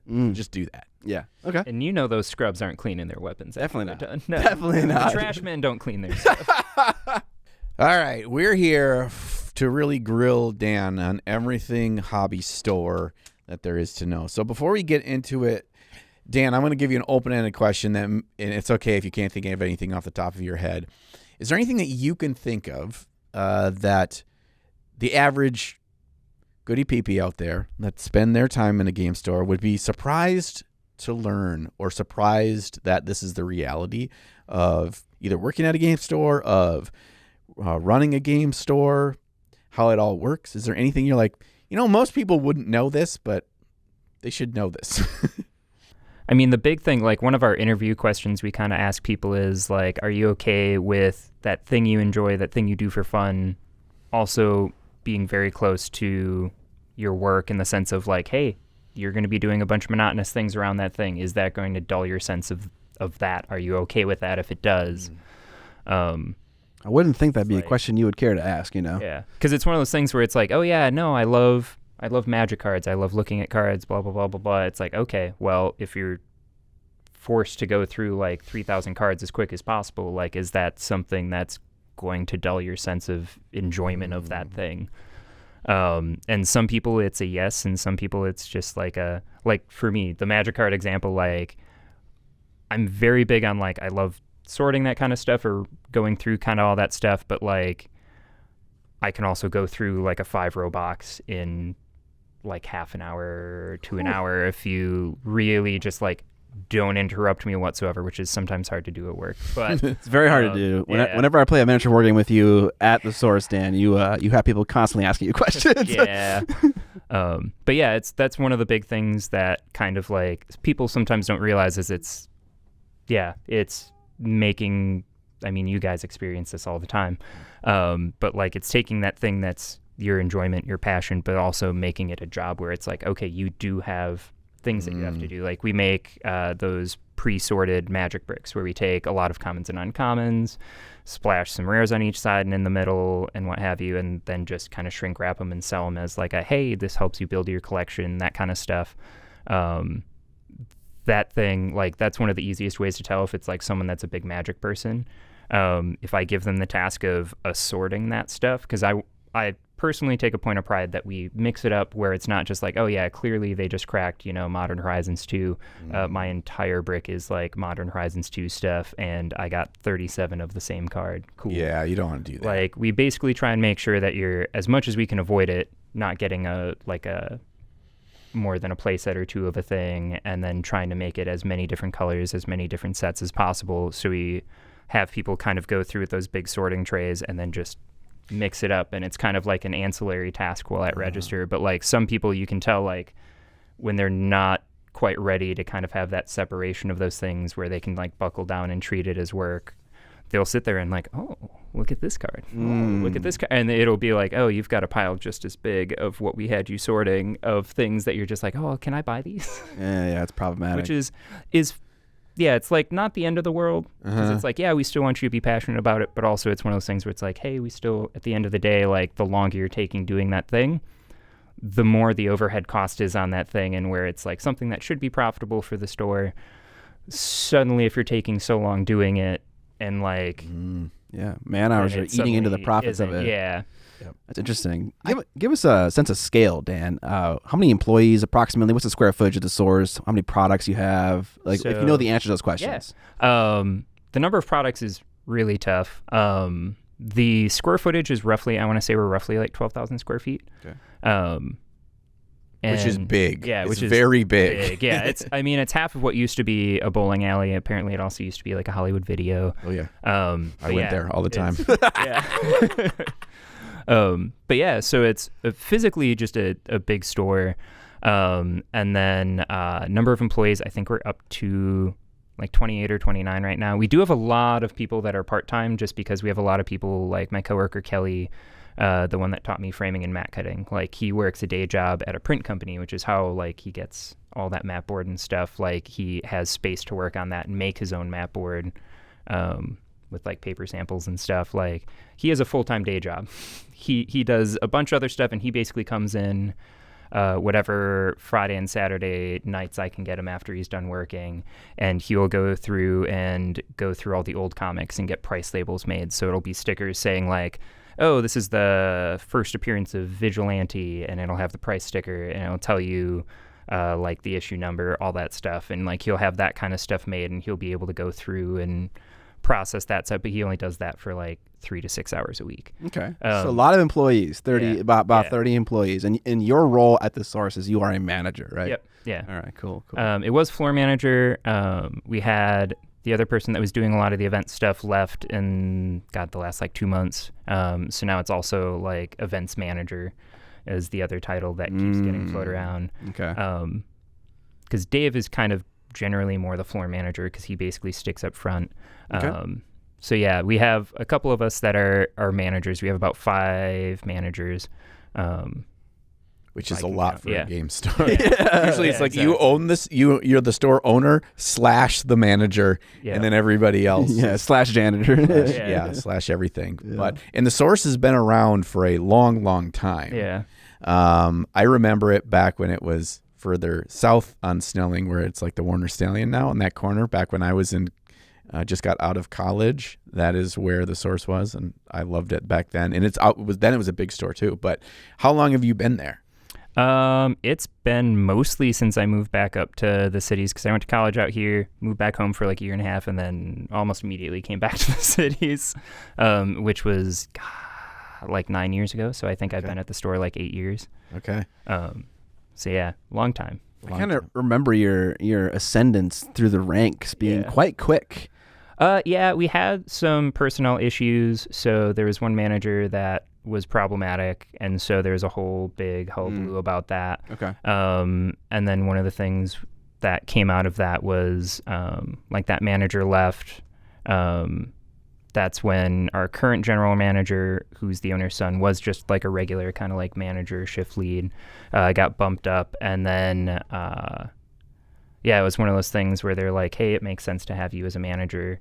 And that's when I became the floor manager, because they're like, hey, your task is basically just make sure people are up by register, make sure everything in the front goes good, make sure people are happy, like customers and employees. Like, trying to make sure that like people stay happy, and if people have needs, like advocating for that kind of thing. Okay. Which is something that I take very seriously, because like it's a family-owned business, so things aren't always going to be perfect. So trying to advocate for that as much as possible, and basically be like, and especially when you have 28 people, even though some of them are only there a couple of days a week, like you still get a lot of personalities mixing, stuff like that. Things that may bother some people won't bother others. And so basically making sure everyone feels like their issues are acknowledged and addressed, and like that's a big part of that too. Okay. Give us a rundown on like your weekly responsibilities. Like, what do you do in your role, like at the source? You kind of just gave us some of those things. Yeah. Is it different every week? Is it Yes. kind of the same? Oh my gosh, because it changes. Yeah. It's. Okay. I mean,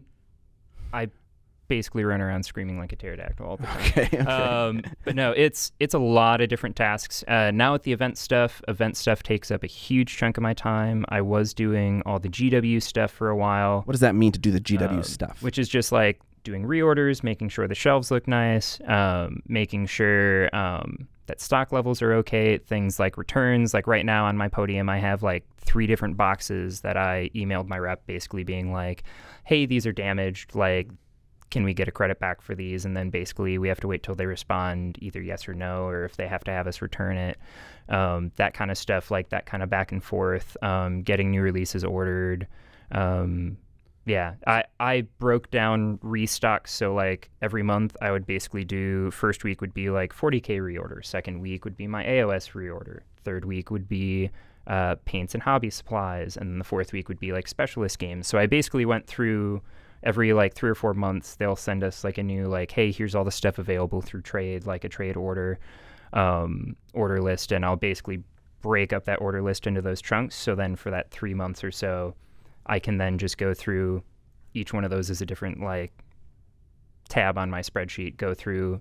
I actually like walk the wall, make sure that stuff is like, hey, we're not just reordering the same thing 6 times because we think we need to. It's like actually looking, because that stems from kind of another issue is like our live inventory system is not great because of the comic side of things. It's hard to keep track of all that stuff. Yeah. So in a perfect world, do each of your managers own a portion of the store and is responsible for reordering and making sure it looks pretty and stuff like that? Or is it one person that has ownership of all that stuff?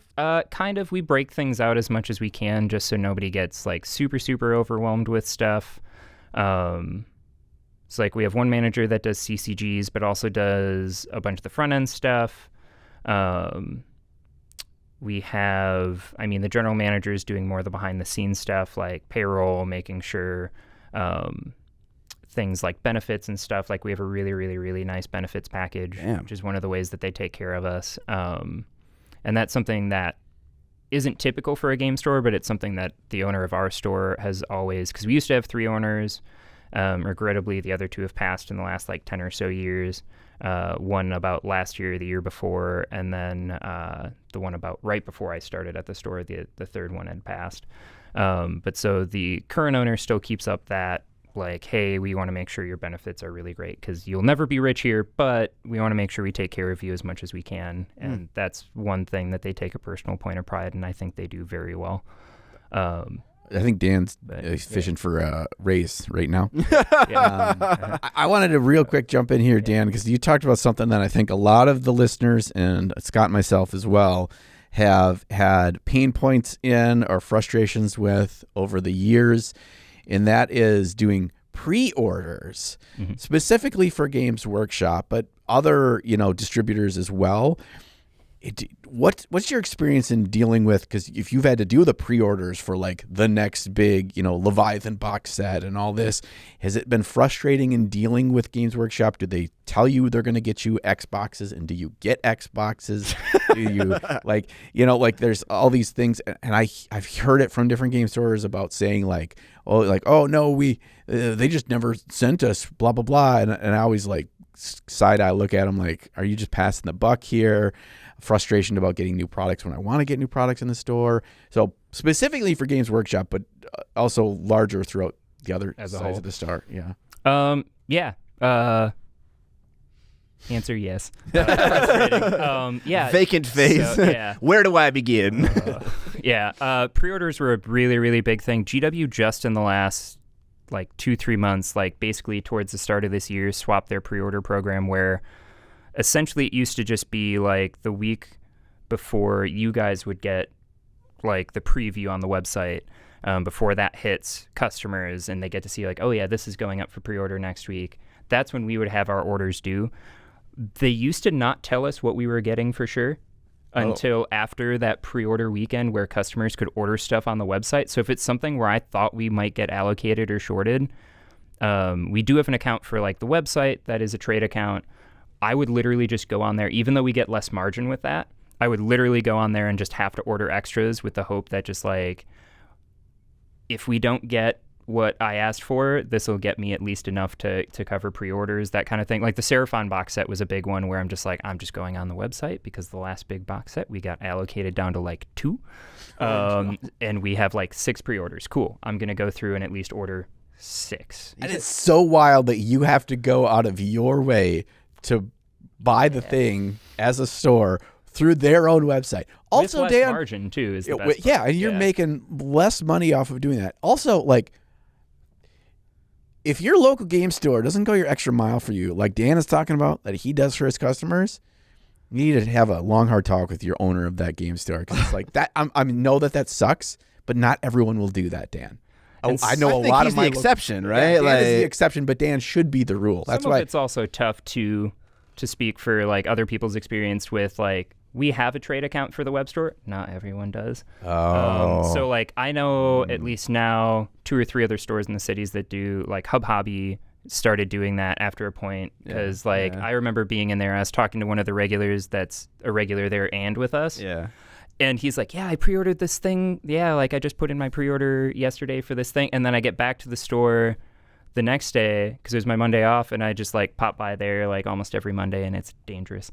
It is dangerous, dude. And that place is so dangerous for me to spend too much money. But so like I was just there listening, and then I literally was sitting there at my little wheelie podium working on a GW reader, and then it dawned on me like 24 hours later, I'm like, that's a web store exclusive. They don't do web store exclusives. So I reached out to like the manager I knew there and was just like, hey, y'all, just a heads up. I was talking to one of your regulars. He mentioned he pre-ordered this thing through you guys. I know it's a web store. I know you guys don't do web store. You should definitely consider it. And they did. They signed up for it, but it was like too late for that particular thing because it sold out. But I'm just like, hey, we can sell you this one at cost. So we were able to like help them out. Amazing. But like, it was one of those things where like customers hadn't asked enough, because there's so many things that like customers will be like, I really wish they did that thing. Not say a word to the people working and just waddle back out. Yeah. And so like it was something that people hadn't really asked for, and then suddenly they started to do that, and I see like they'll order stuff in and I won't see it the next week, which tells me like, oh yeah, like that's something that's selling for them that people just weren't asking for. We're like too afraid to ask for, or like they wouldn't go out of their way to ask for it. Sure.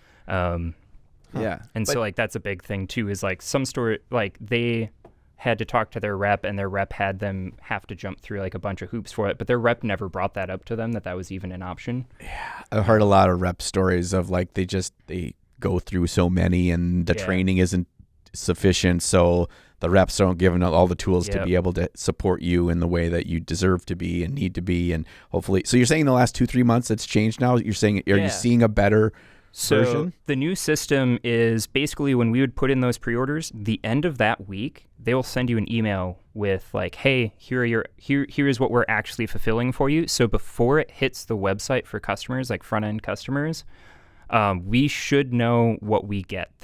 I know the old world had some snafus with that because everything was a mess for that. That whole release was a giant headache. Between like half of it being web store exclusive and the other half of it like stores getting out. We were lucky, but like initially like one of the other friendly local game stores like that we're friends with, one of their employees gave me a call and was just like, so how many of these books are you getting? And I told them the numbers that we were getting. It was like somewhere in the 30s was what we were supposed to get. They still had to refix their numbers later that day and sent out an email being like, oh, hey, those numbers were wrong. And that's the first time that they've had that, which had me very worried that would become a consistent thing. But so far, knock on pleather, so far that hasn't happened. But that time, literally, they were like told they were allocated like 4 books. And he ordered like almost as many as we did. And so like he was in a panic, just like, what the heck is going on? But it's supposed to be, we get that number, and that is like exactly what you are getting. Even if it sells out on the website, even if GW accidentally oversells on the website, they're not supposed to be cutting our orders. But like then that way we know going into that pre-order weekend, like, oh, hey, we got cut down to X. Cool. I need to go to the website and order that if I have the ability. So there's a different like payment for the trade account versus going through your rep. Like it's a better rate going through your rep. No, the rep and the trade account is the same. Or are you talking like trade account on the website? Yeah, on the website. Yeah. So anything through the website is like basically, I don't know if I'm supposed to talk about exact numbers, but yeah, it's like a % cut off. Because it goes through a whole different system. So, and there's different things available. So like all the Lord of the Rings stuff we order, if you're ever in the store and see like the white or black boxes with no art on them, that's all web store stuff. Okay. Because some stuff basically, if it sells a consistent amount, they'll keep it on trade. And then as stuff kind of stops selling as much, they move it to web store. Okay. Because the trade is supposed to be stuff where like stores are stocking this consistently as much as they can, is kind of their intention, is that you will stock this consistently. Okay. That kind of stuff. So like there's a bunch of Necromunda stuff that's on there, but like a bunch of Lord of the Rings stuff that's not. Like trade list for Lord of the Rings is very small, which makes me a little bit sad because we have a really big group, but it's something that we're lucky enough. We have a big group for that game, and we have a web store account so we can order that. Yeah, we don't get as much, but it makes those like, we'll sometimes get 12 to 16 people playing that game on a Tuesday. So it's like, I want to make those people happy because they're consistently showing up every week. The organizer is just this lovely, lovely human that will go through and be like, hey, you're starting this army.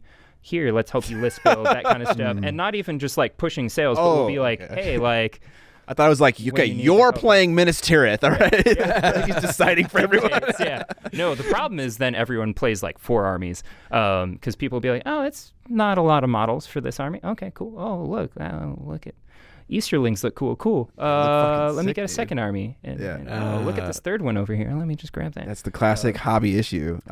Lord of the Rings has it real bad because it's not big armies, so it's really easy to just collect like 4 or 5 different armies really quickly. Yeah. So is GW like the worst company that you have to deal with in terms of like keeping stock quantity? And I want to like kind of dial it back a little bit. After having to deal with Atomic Mass Games like bullshit and their like release schedule and stuff like that, and also CMON with a Song of Ice and Fire and like getting out update cards, getting a new product, like it appears that global logistics supply chain is a very complicated matter.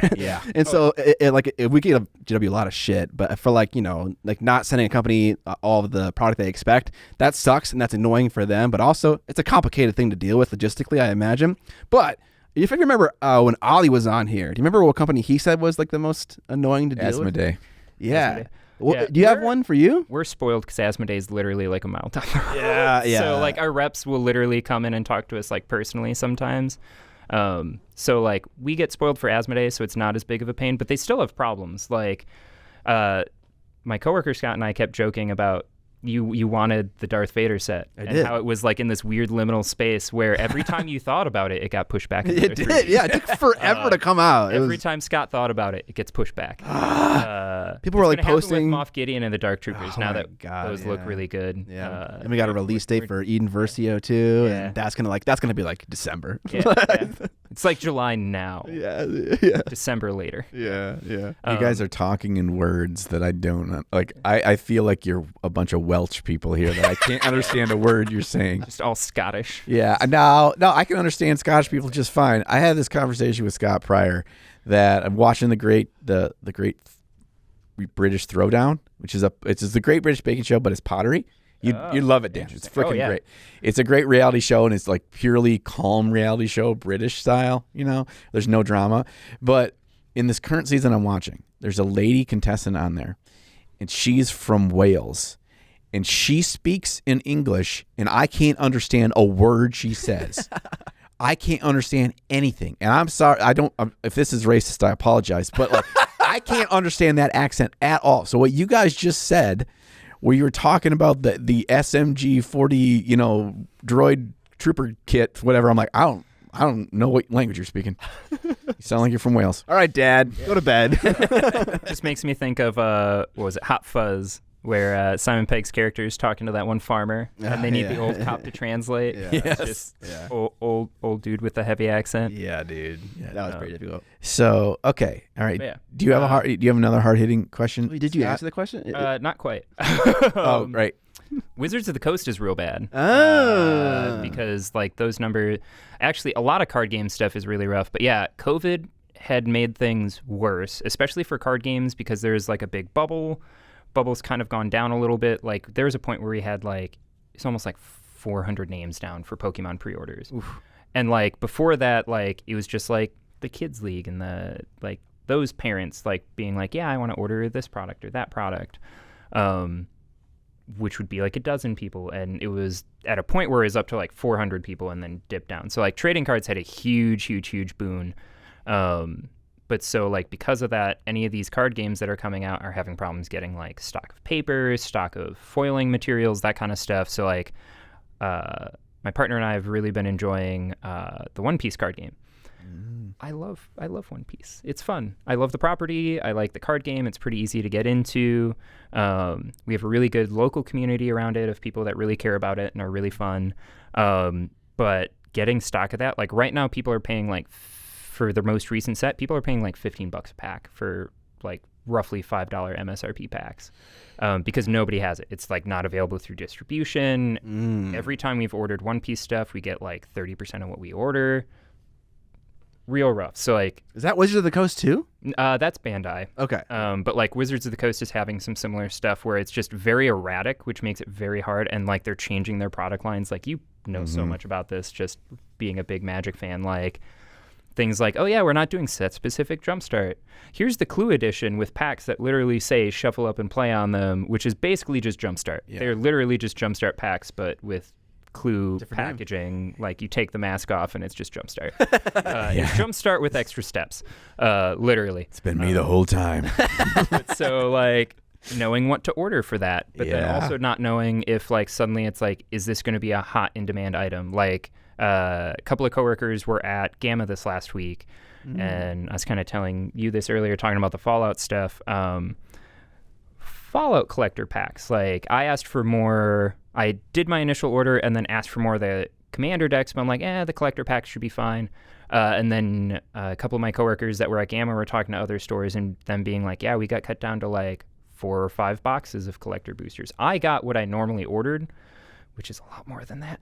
But so like we didn't get cut super hard, but a lot of other stores did. So like some stores got cut, like if they normally would order maybe like 12 boxes, like they got like 3 or 4. Okay, like so kind of like similar that. issues. Because it's like, especially with some of that stuff where Wizards is doing stuff that can only be one and done print runs.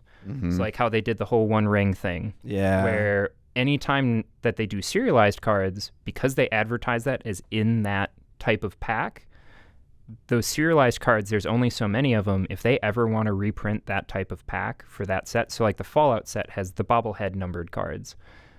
They can't reprint that as the exact same thing. They can't just do another print run. They have to put out a whole new product because they advertise that those bobbleheads would be in that product. Yeah. With those numbers. So they have to do a whole new print run for that. So with that, it's like really hard to guess like, okay, is this going to be a hot one or is this not? Like Doctor Who, we had like 0 people hardly ordering any of it for like the booster packs, what have you. So I ordered lower. And then suddenly everyone was coming out of the woodwork for it. So it was one that I probably shot too low on. But like Fallout, how are you supposed to know, right? Yeah, there's no way to know, and that's part of like kind of having your finger on the pulse, which there's probably a little bit of that I could be doing better myself. But at the same time, like with the size of the store we are, I get pulled in too many different directions for other things as well. Yeah. I think collectible card games are an especially tricky monkey because they're fluctuating in value and price.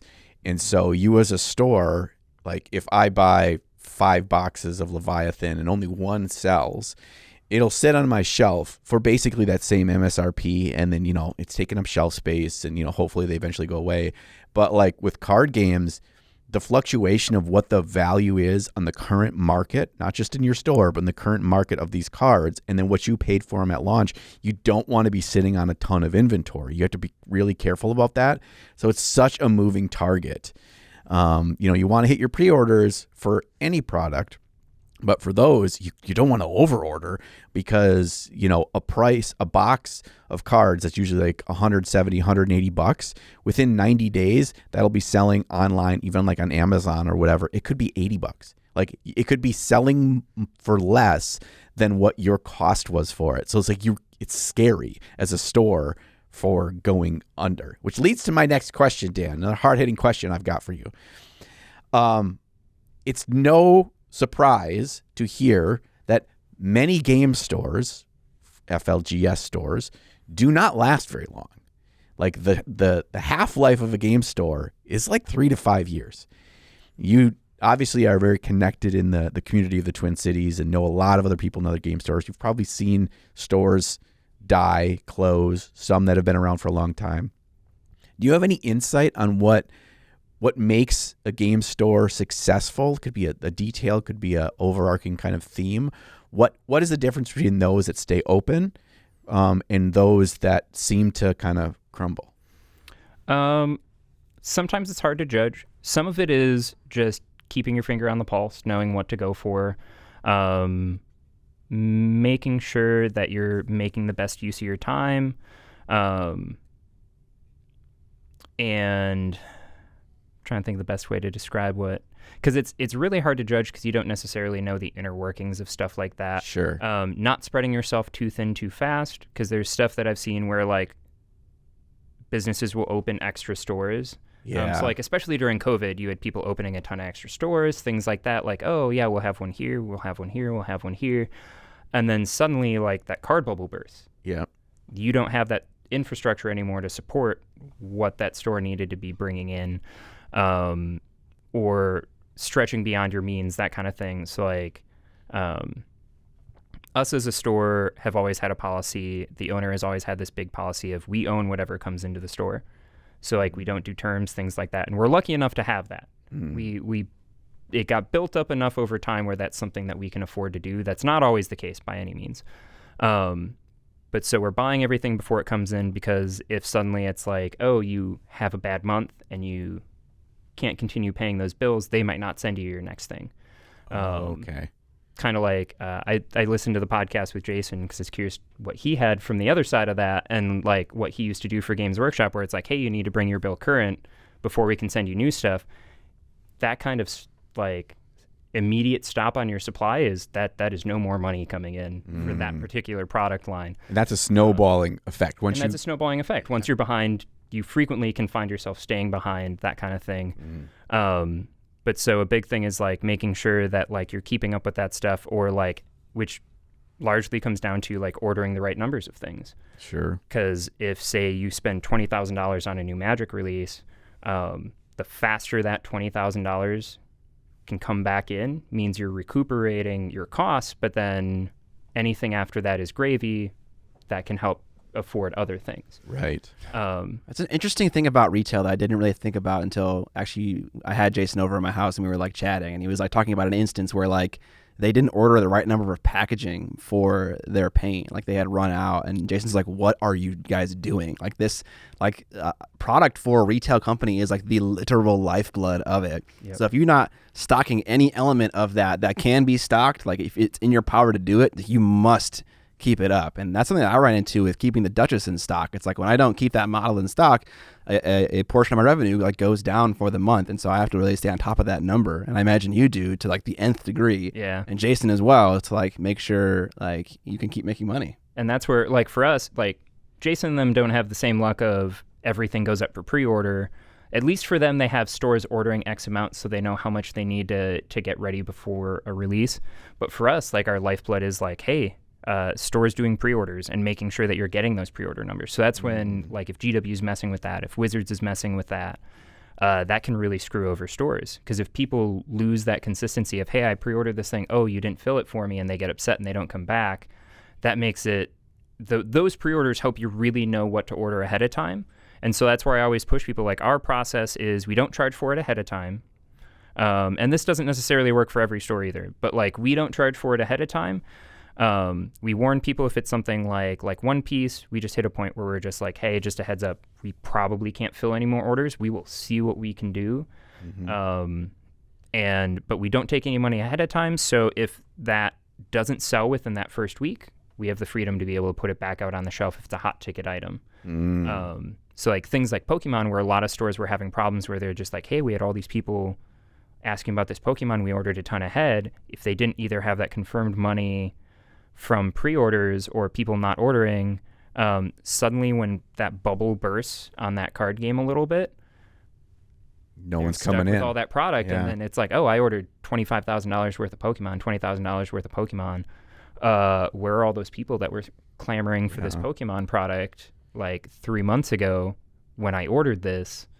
Now nobody's to be found. Well, shoot, I'd order this 3 months. And that's another thing too, is just like order windows. Magic is relatively close. Like I still have like a week or two to finish ordering my Thunder Junction stuff if I wanted to. And I think that releases May? I think it's April. Yikes. Yeah, because Wizards also is releasing a product a month, which is a lot. My wallet knows. Yep. But so like having that shorter window means like I can kind of play a little closer to the chest of just like, hey, if I need to adjust for the market, I can. But like One Piece, Bandai, like we ordered sets 6 months from now with the hope of, hey, if this dies, hopefully we didn't order too much. Yeah. So I have one more question for you. Let's bring it back to the world of miniatures here. Yeah. But also on topic of what we're discussing right now. What was like the biggest like oof that you like invested into in terms of a miniature war game or like just miniatures that like just it didn't have, you know, the local interest to really support the amount that you ordered? Guild Ball? Guild Ball. Yeah. I saw them clearance shelves. Yeah. I'm trying to think. There's been a number of things, and it's not that to say that the games are bad necessarily. No, not at all. And it's also it's a local thing as well, thing. Right? Yeah. Like the weird model stuff, like Malifaux died out. For our local community, like a friend of ours, David was I forget what they call it, like the henchman for that locally. Yeah. And like he was buckling down, and him and Michelle were having a kid and stuff like that. So he kind of backed away from that before 3rd edition hit, and just like, he honestly was the lifeblood of that local community, and suddenly imploded. And not that it's his fault that it didn't work for us, but it was like a mix of like that and then them not giving any real information before 3rd edition. Suddenly like interest really waned in this product, and then suddenly it was just like, oh yeah, we're just not going to order that anymore. Okay. So Weird was kind of Malifaux. Yeah, Malifaux was a big one. We see that a lot was another one. Conquest. Yeah. Okay. The redo of Conquest is OG Conquest. It was OG Conquest. So like I keep hearing good things now, but I bought so many of those models. They had so many at the old source. Yeah. It was like they had a whole wall like as big as the Games Workshop section. Wait, what are you buying? Conquest. Or not Conquest. I'm thinking of Rackham Confrontation. Confrontation, yeah. That game just imploded on itself. Yeah, that was itself. That was the whole thing. Conquest. Argument of Kings. Yeah, it's Last Argument of Kings by Parabellum. Yep. God. It's a long name. I don't know anyone that's ever played that game. There's a group that does demos at Game Center on Saturdays. Yeah. That's all I know of. I was talking at Gen Con, I was talking to Jamie Daggers about it because she painted a model from that for the paint contest, and I'm like, do y'all have like a big community for that around you? Because I think they're also Midwest based somewhere. And so she was just like, yeah, like we have a pretty decent community for it. The game seems really fun. I'm like, I know like 2 people that have played that game. like Dave and Michelle were buying that game, and we were literally like basically trying to give it to them for our employee discount to get the rest of it off of our shelf. Just like, because it just like for us, for some reason, whatever reason, there is not a community in our area. We also, the other thing too that doesn't help some of that stuff is there's like 30-something game stores in the cities. Like this is like a hobby mecca. Yeah, it's a lot. But so like some of that stuff becomes localized to specific areas. True. Like our Middle Earth group is kind of an oddity. Like our song group. Yeah, our song group is an oddity. And like I know there's other pockets of it throughout the cities, but there's a lot of stores that are just like, yeah, we don't deal with that whatsoever. There's a lot of stores that don't do miniatures at all. Yeah. I think though that's a testament of a successful store is you recognize that, you facilitate that growth, and you make sure that those customers can rely on you to get those products that they want because that's what your local area wants. And yet that could be the case that, 3 miles down the road, Conquest is huge, and that store is making money off Conquest. If they're identifying that and you're investing, like there's real dollars, investing tens of thousands of dollars as a store into getting the product for Middle Earth because that's what your people want. And I think that's such a big thing, that what the difference that I see in the frustrations I've had with local stores is like not identifying, and more importantly, not supporting, which leads to my last question for you, Dan, which is, in your ideal world, what role does the game store play in supporting your game community for playing the games? And to clarify that a little bit, do you think that you should have employees that are the standard bearers for each of the local games, and they ensure those games get on your store calendar? They ensure the community knows about this? Or do you think that you need to identify, cultivate, and support local players that aren't employees to do that, and you act as the best way to help them succeed? You think one or the other is better, or? I think a mix of both is necessary, because even with, like, for us having like almost 30 employees, like, not everything can be covered by employees. Sure. Like, I look at what we do for our events calendar now, doing all the event stuff.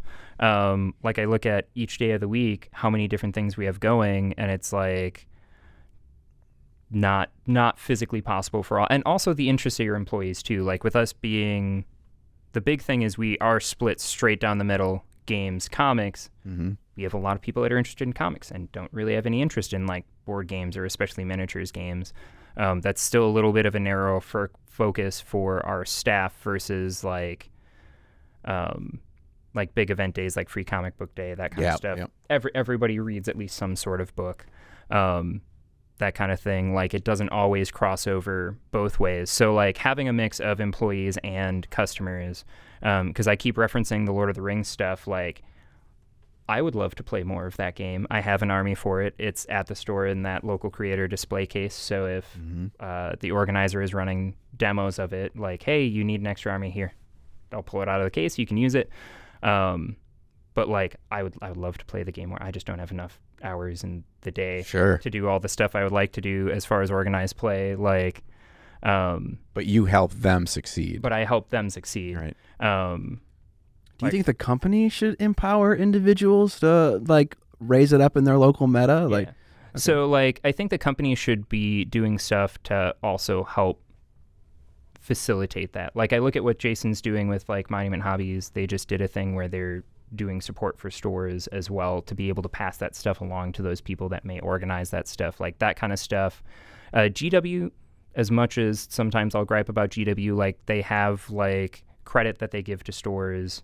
It's not a crazy amount for how many different like events we kind of run throughout a year, how many events we support throughout a year.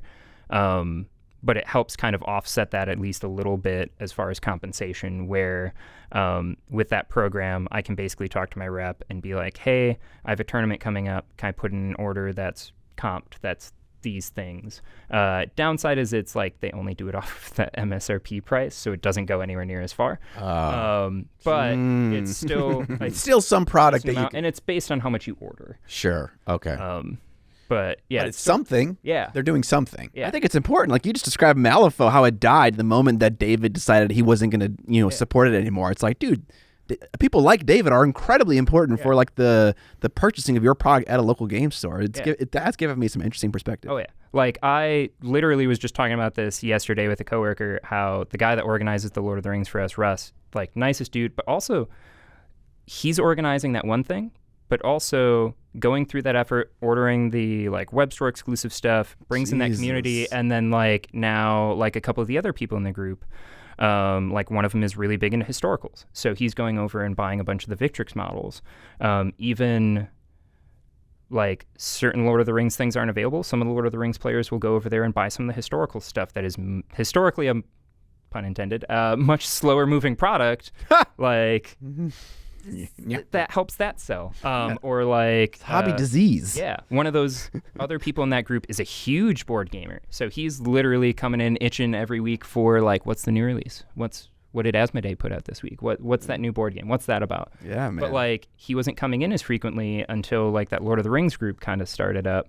And then Russ himself will do a little, I give him a ton of crap because he does a little bit. So like Fallout is a big thing for him. Mm-hmm. So like the Fallout Magic set, I'm like, you want a case of decks? You want to buy a case of decks? Did you look at the playmats? They have a VATS playmat that looks real cool. I'm buying one. You should buy one. But so like I get to be a bad influence for that. And then like he did stuff like now this last year he branched out and did, it was either one of the Star Wars RPGs or is the Fallout RPG by Modifius.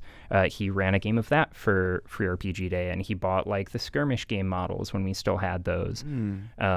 Speaking of another game that just didn't work as well selling through the store, the Fallout skirmish game made me a little sad that it wasn't as big, but it sounds like they're revamping that, so I'm curious about that. But yeah, like basically someone like him is diversifying into other things, but then also like advocating for those other parts of the hobby to other people as well, and really that's growing your community. And like as much as I'd love for it to be largely employees, like those people, like you just can't cover all your bases on your own with that. And especially for smaller stores where like my hometown store, I think the owner only has like 4 employees at the Fondy store, like maybe 3 or 4 employees at the Fondy store, so not a ton of people. So like he can't do all that. He has to rely on like local community members for some of that stuff and to advocate for that because they just don't have the staff for it.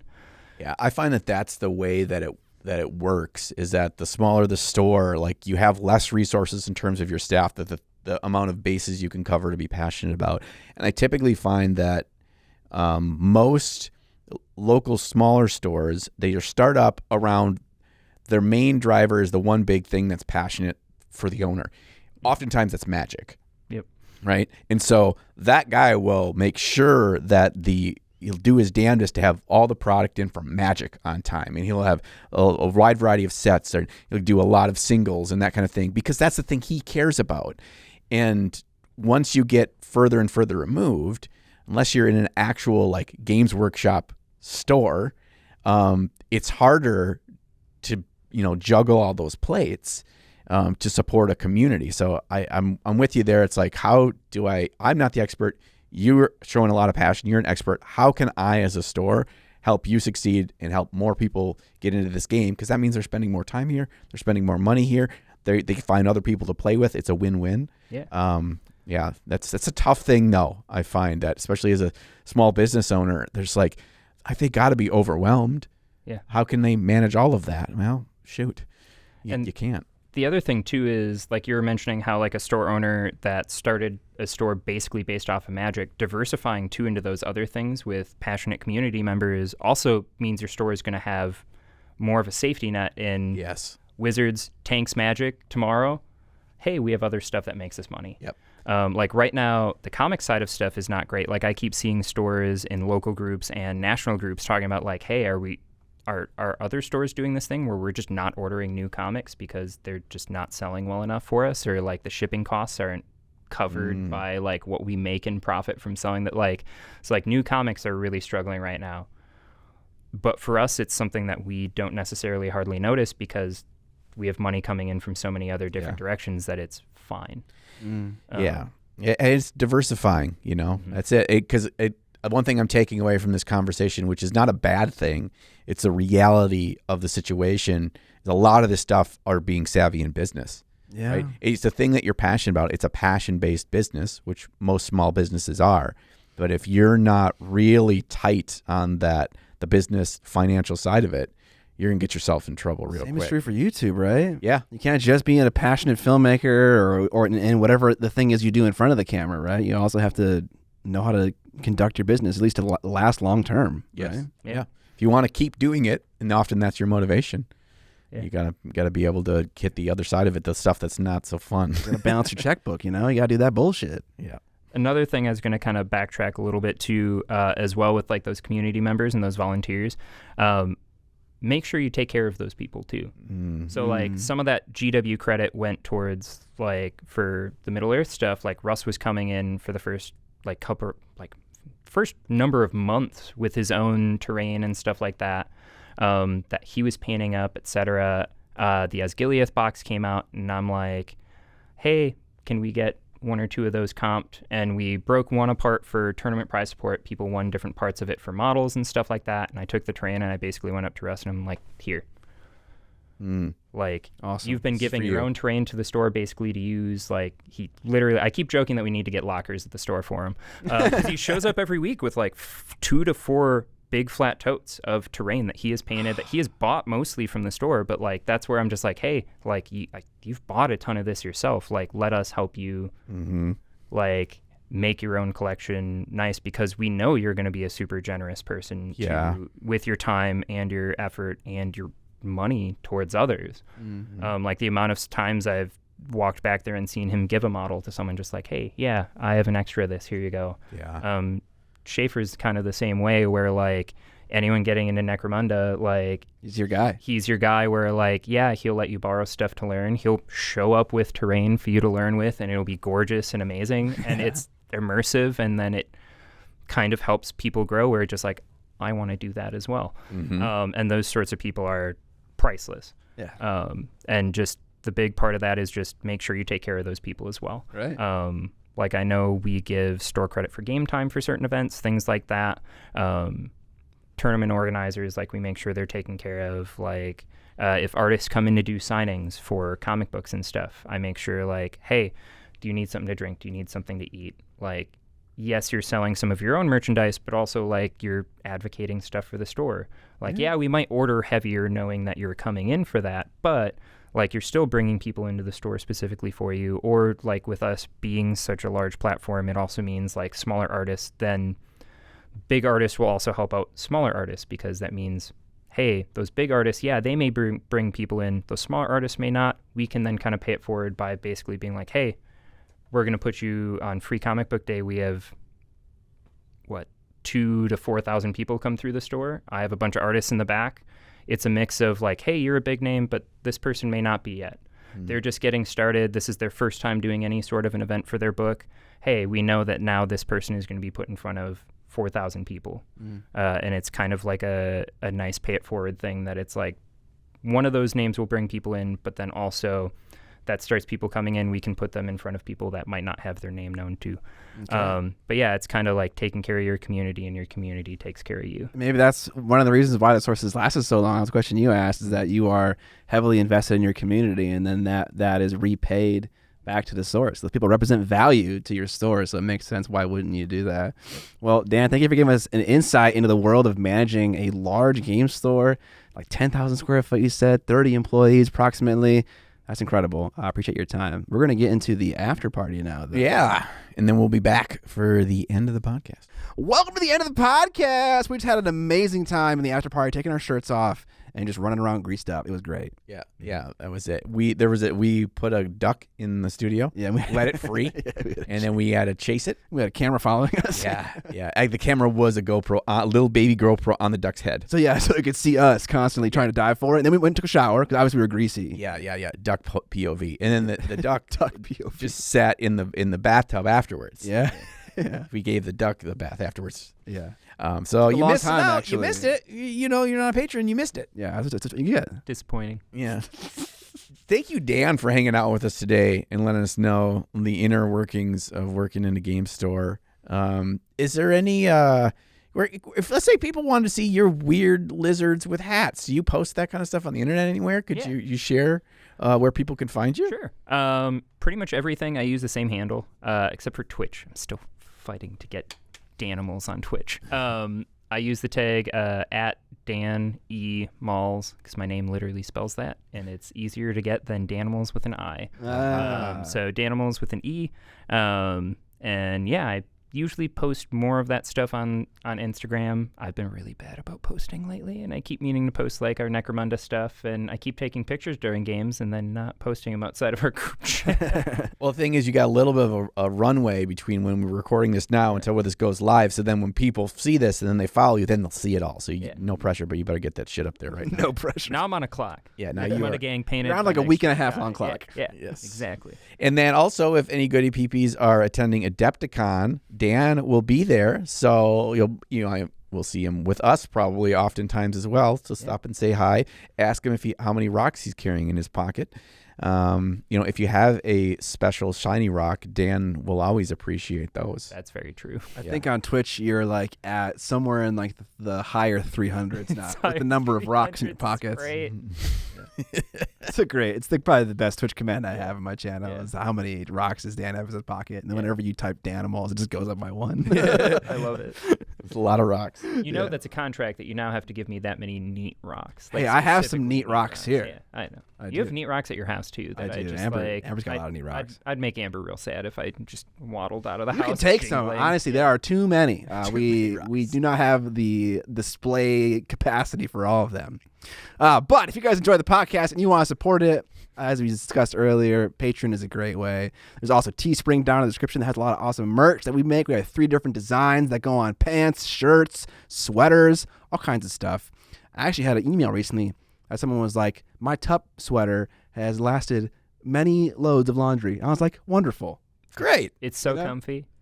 Mine hasn't shrunk on me yet. Oh, amazing. Thank God. Wow. Okay. Half my shirts keep shrinking lately, so I have to stop drying my shirts. Yeah, I do that with all my shirts Yeah. too. Yeah, it's so comfy. If you want to support the podcast in a free way, you can tell other people about the podcast, sharing the good word, giving us a review on wherever you're listening to podcast episodes. You can also whitelist our YouTube channel. We play an ad every 30 minutes. And those are the ways you can do if you don't want to spend any actual dosh. But All right. otherwise, roll us out. Yeah, the next time you see us, it'll either be at Adepticon, where you will be attending the live recording of Tup at Adepticon, or you'll catch us here in a fortnight for that episode as it'll be released. We're recording that, and you'll see what it was like live at Adepticon. But until then, we will catch you on the Flippity flop.